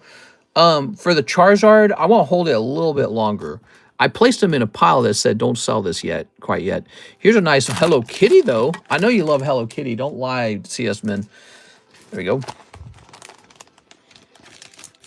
Look at this stack, CS Men. You want to see something crazy? Look at this stack. Look at that. Look at all those slabs. Just all day long. All right, but that took a long time to build up all, to have all this stuff just lying around. It took a long time to reach that point. There we go. All right. So nice little Hello Kitty card. That's graded 10, huh? Wow, I don't know. We'll do 50. Okay, we'll just give this card a chance to sell just because it's cheap. And then Iron Thorns, huh? Iron Thorns didn't sell last time. I think I'm ready to give this card away at a lower price. Just sent for an order. Nice. Good games. Hello Kitty Nazard. Yes, we have lots of Hello Kitty, and I don't collect Hello Kitty, but I don't mind helping people who do collect it get a hold of some high-quality cards at a nice price. So, yes, so Hello Kitties are a card that you won't catch me hoarding too much of. That doesn't make them bad cards. It just means I like Pokemon more than Hello Kitty. That's all it means. Julio Oliveira says 3 of the English Code Geass, 1 Elite Spark Hololive, 1 Curious Universe, 1 Pokemon Gem 2. All right, let's get it, man. Okay, Gem 2. This one will be Elite Spark. And this is Curious Universe. And we need 3 of the English Code Geass, which is trapped way over here somewhere. Oh, fresh box time? It's Code Geass fresh box time. All right, bear with me, guys. I got to go get some more fresh. When you get more Kuromi, let me know. I probably do have more Kuromi somewhere. I just have to dig it up. I probably have some right now.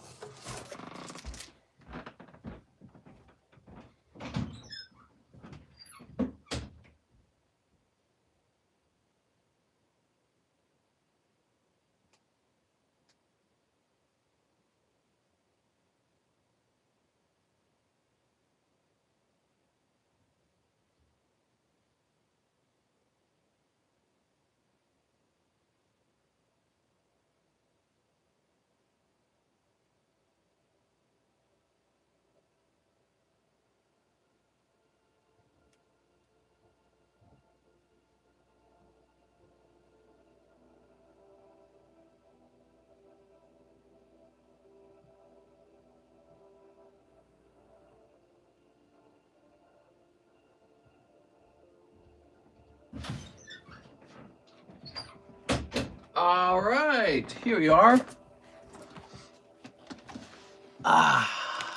Shoop. Fresh Code Geass. Lelouch. Okay, let's get it. I love crab rangoon or cream cheese, hot out of the fryer. Karis likes crab rangoon. I've never liked crab rangoon. All right. I ordered some ramen today. Spent over $100. Okay. Let's see. Set this here. I wish I wasn't in Korean right now because eBay is just not an option. There we are. Got it. Maybe it's saving you from yourself a little bit. Yeah, actually, you know, if you buy cards and try to import them right now, you would just wait a lot. You'll waste a lot of time, not time. I'm sorry, money on the import. Because if you're returning to the U.S. anyways, that's a far better strategy. There you go. All right. What kind of cards are you looking for? Mr. CS Man, what are you looking for? Are you looking for something specific? Julio. All right, nothing crazy popping out of Code Geass, but we know it's a nice fresh box, so that's good. If I get something on eBay, could I send it to you? You couldn't do that. You couldn't do that. No. Here we are. I think eBay has like rules and stuff against. That's sort of like a drop shipping kind of thing or something. Here we are. All right. Ooh. All right. And Stevie Henry. Okay, picking up Lesbian. You'd pick up Obsidian Flames, Zard, and Gengar. Is there Gengar in Obsidian Flames? It's not that one EX Gengar, is it? All right. Mr. Julio. No, different Gengar. Oh, I see. I was going to say, if Obsidian Flames has Gengar in it, I've underestimated. It's a good set. Thank you so much, man. Appreciate the order. Here's Philip Adornado. 2 packs of the Japanese Team Rocket. All right.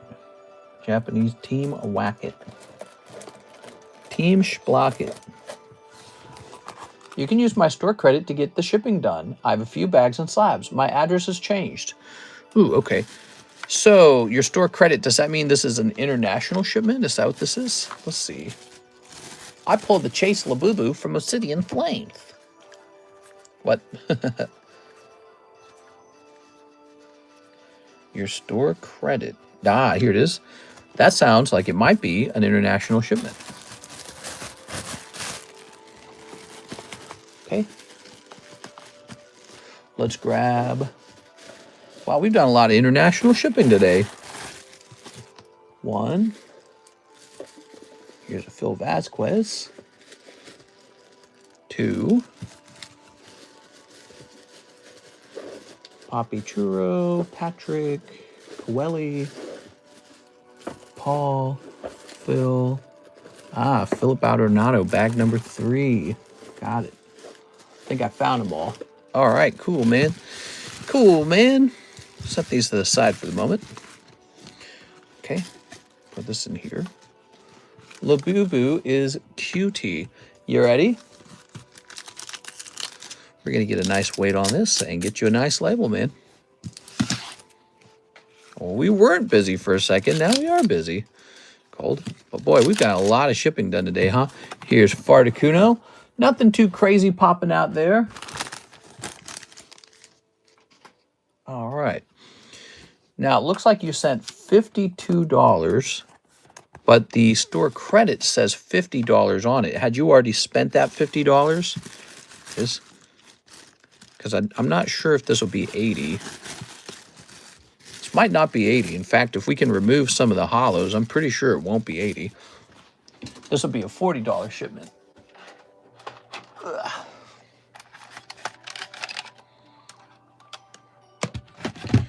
Okay. Oh, do you have a lot of slabs, Philip? Is that what it is? I didn't even think of that. I thought I only had a $40 credit. It says 50 on it. Do you have slabs? I'll get a reading on this. I didn't even think of that. I just assumed it was raw cards only. Thought I had 80. Oh, you thought it would cost 80. Well, it might. It might. If you have slabs, then yeah, it might cost 80. If it's just these bags, might be 40. This and oh, it's very close. Oh yeah, it's real close. But the funny thing is, you could remove some of the hollows that you don't want. Here we are, and it would be a $40 shipment. There we go. Yes, 2 or 3, I think. Okay, that's important. So 2 or 3 slabs. Let me reweigh this. Okay. Put on 3 of these. Okay, so now it's over. If you want to give up some of your hollows, we can keep it at 40. We can try to pass it as 40. It's borderline without the slabs. The slabs send it right over, but it's only 3 slabs. So they're not adding a heavy amount to it. We just need about 3 slabs worth of weight to come out of the bags, and then you're good for 40. Take some of the DBZ hollows out. Okay, so it's the DBZ hollows, they're out. Ah, God, my arm, dude. Oh, something is wrong with my arm. That's no good, man. All right, let's see. I still have something wrong going with that arm. So we need about 3 slabs weight worth. That's a decent chunk, okay? So we're going to be looking to pull out a decent chunk of these. All right. Slabs are somewhat heavy, you know. They're big plastic slabs. Yep, that'll do it. As long as it's not tingly. It's not tingly, but it like clicks. It's clicking. It used to only click in my elbow. It's clicking up in the shoulder too now. Crazy. What the hell? Like the joints are clicking. It hurts. My shoulder hurts to lift it above my... so my arm hurts if I lift it above shoulder height. Like as if I was reaching for something. It's only my left arm, not my right arm. I also had that big neck problem. Well, that was on my left shoulder. It was between my neck and the left shoulder. I don't know what it was all about, but it stopped me from sleeping properly for like almost a full week. Luckily, it's healed now, but I'm scared that'll happen again. All right. If I wanted to buy the Japanese jungle, would the price be lowered from the break price? Yeah, I have to agree. It probably would be about the same price. Here we are. We'd take maybe like $5 off for you or something. I don't know. Here we are. You're talking about buying up. So some product I don't like to sell very fast at all. And probably among all the things I don't like to sell fast at all would probably be the vintage packs because they're so really old and hard to source. It's not just a price thing. It's a sourcing thing. You know, you got to source it from like, because there are people out there who take packs and they like glue them back together and stuff like that. Really, really terrible crap. So it's about finding a source of the packs. And, you know, sometimes when you're looking for the best source rather than the best price, you have to pay a little more for them. And I've been punished many times for sourcing them simply by the cheapest. So it's like, oh, this guy's cheapest. I'll just buy from him, you know. And then it turns out he's some Italian guy who's turned an $800 Dragon's Frontier pack into a scam pack. That kind of stuff happens, and it's really frustrating. Okay, Philip, so I believe this, along with your 3 slabs, is going to be a $40 shipment. And so that should mean that you've got $40 left over, okay? You should have $40 left over. So let's do the math here. So you sent a total of 52, because you thought you had 40 over here, but it turned out you had 50, right? So you have $50 of store credit left over. That's the end of the story, Mr. Philip. Let me go get your label now. I did the math for both of us. You have $50 left over. Now, let's put your shipment together. You said that you need to do physical therapy. I might need physical therapy. I don't know. Now, this is Mr. Adornato, and he mentioned he has a new address. Let's go look this up.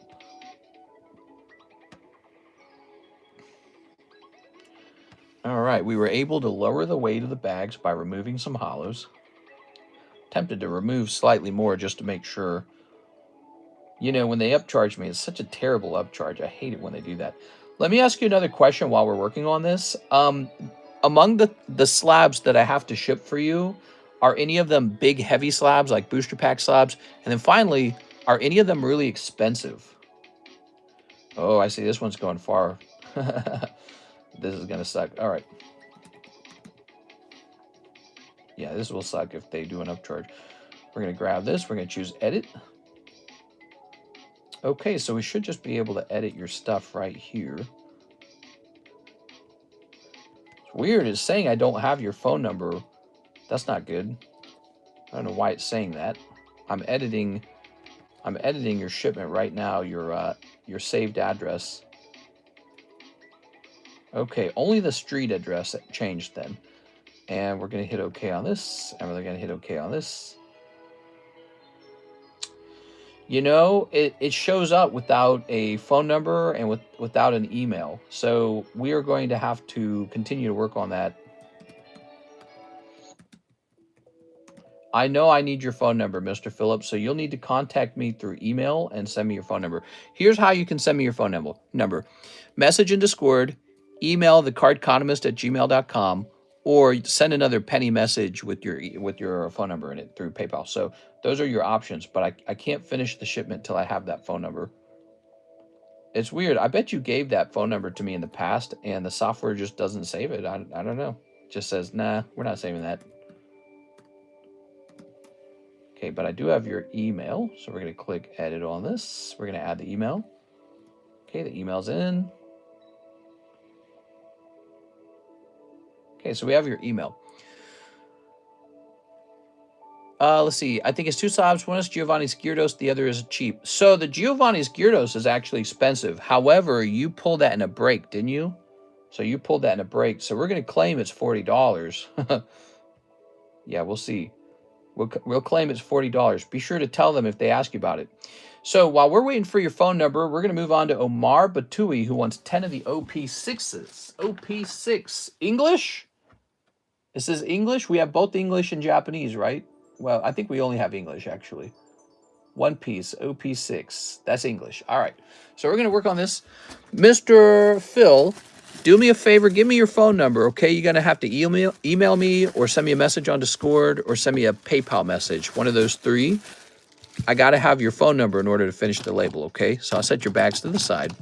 And Mr. Omar's been waiting. Let's get these packs of OP6 out, huh? Where are those? Ah, here they are. Oh, yeah. 1, 2, 3, 4, 5, 6. Here you go, Mr. Omar. Thank you so much. I'll send it in PayPal. Sure, so the way it works, just send the smallest amount of money that PayPal will let you send. Usually we call that a penny message because it's 1 penny. And then just attach a message to that with the phone number in it. And then I will just copy that message. Here we are. It's pretty easy. Email is pretty easy too, though, you know. TheCardconomist@gmail.com. That's the email. All right. There we go. Ooh, fun's going to die soon. We are running out of juice. Need some juice, man. Juice me up. Let's juice this phone up. 10 of the OP6. Right. That means we got to go get more. I'll be back, guys. 10 OP6.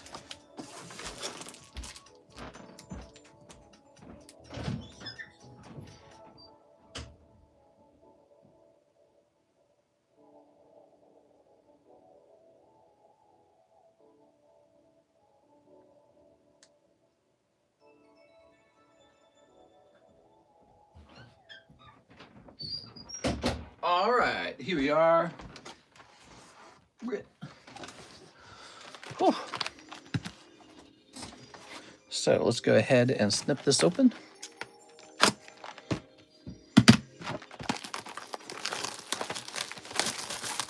I don't think saying full last name should be said, says always 1 up.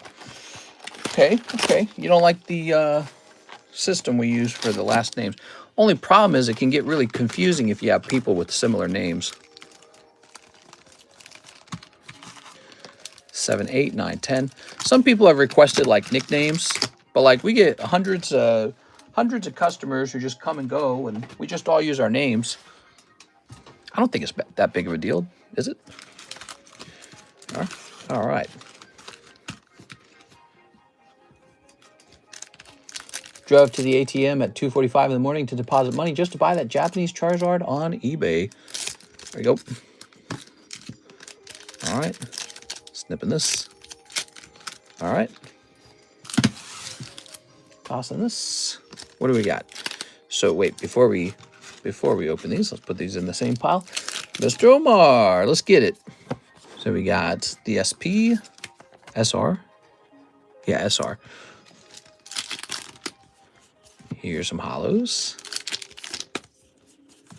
Here's, ooh, sword guy. All right. Mango. That's a manga. Hollows.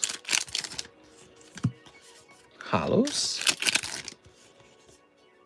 Hollows. We are looking for a manga, a real one. Oh, not the Dawn card or whatever that is. I think that's a Dawn card. Okay, we got the SR. All right, and there we have it. So, Mr. Omar, nothing too crazy popping out this time, but that's pretty normal for One Piece. It's hard to pull mangas. Cool. Tossing that away. Let's get this for you, Mr. Omar. Ugh. New bag, Mr. Omar? Or no, you had a box, didn't you? Yeah, you got a box. Is that a full box? How full is that box? It's looking pretty full from here. Yeah, it's a full box. So, Omar, you're going to have a full box and a floating bag now. That's what you're going to have. It's called a floating bag. A bag that's just in the O box because you have too much overflow in your shipping box, your regular box. So you got a box and a bag. Thank you, Mr. Omar. Appreciate it.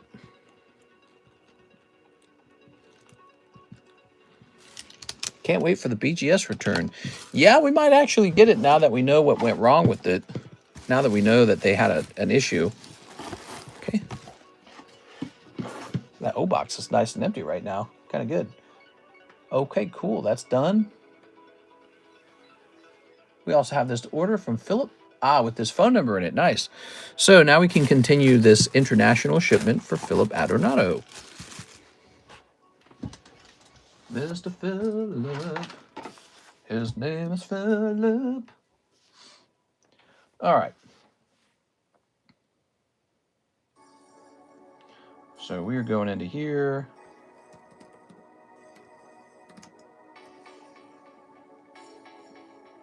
Scooby-Dooby-Dooby-Dooby-Dooby-Doo.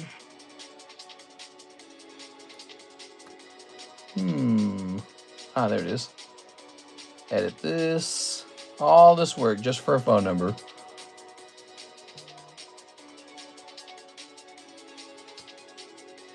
Okay. Pop that in there. Okay, we got it. Okay, we got it. Cool. Now we need a weight. What's the weight on it? Oh, yeah, we're real close to being too heavy, right?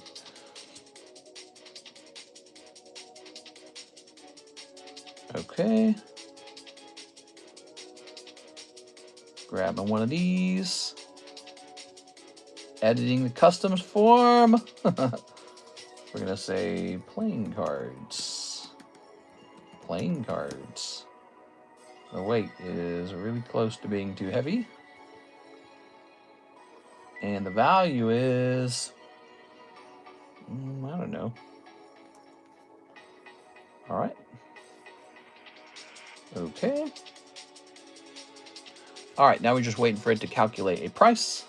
Should be $40, like almost exactly. Are all orders for shipping for immediate shipping, or do people pay ahead to ship before the holidays? It's for immediate shipping. Yeah, here it is, $39. Wow, right on the nose. So Alexis comes in 3 times a week, Monday, Wednesday, Friday, and she does the shipping.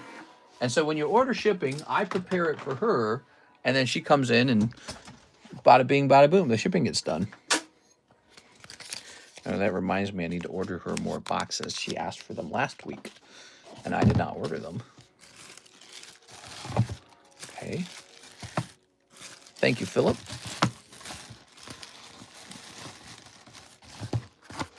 Set this here. Wow. We got so much shipping done tonight. That's a good thing, you know. People always need to be shipped. All right. Lovely. Well, it is basically 5 a.m. in the morning. We got our 3 hours done. We're past 3 hours. I had a really nice stream with you guys. We're going to be back on for the daytime stream for Monday. I hope you guys are there. I'm going to try and start it early if I can. And now I guess I'll just hop off and go relax. So I hope you guys had a wonderful weekend. I know I did. And I know Mr. CS-Man's having a good weekend because he's got a nice Celebi now. And so now we'll hop off and think about Pokemon dreams. Dream of Pokemon heaven. Have a nice night, guys.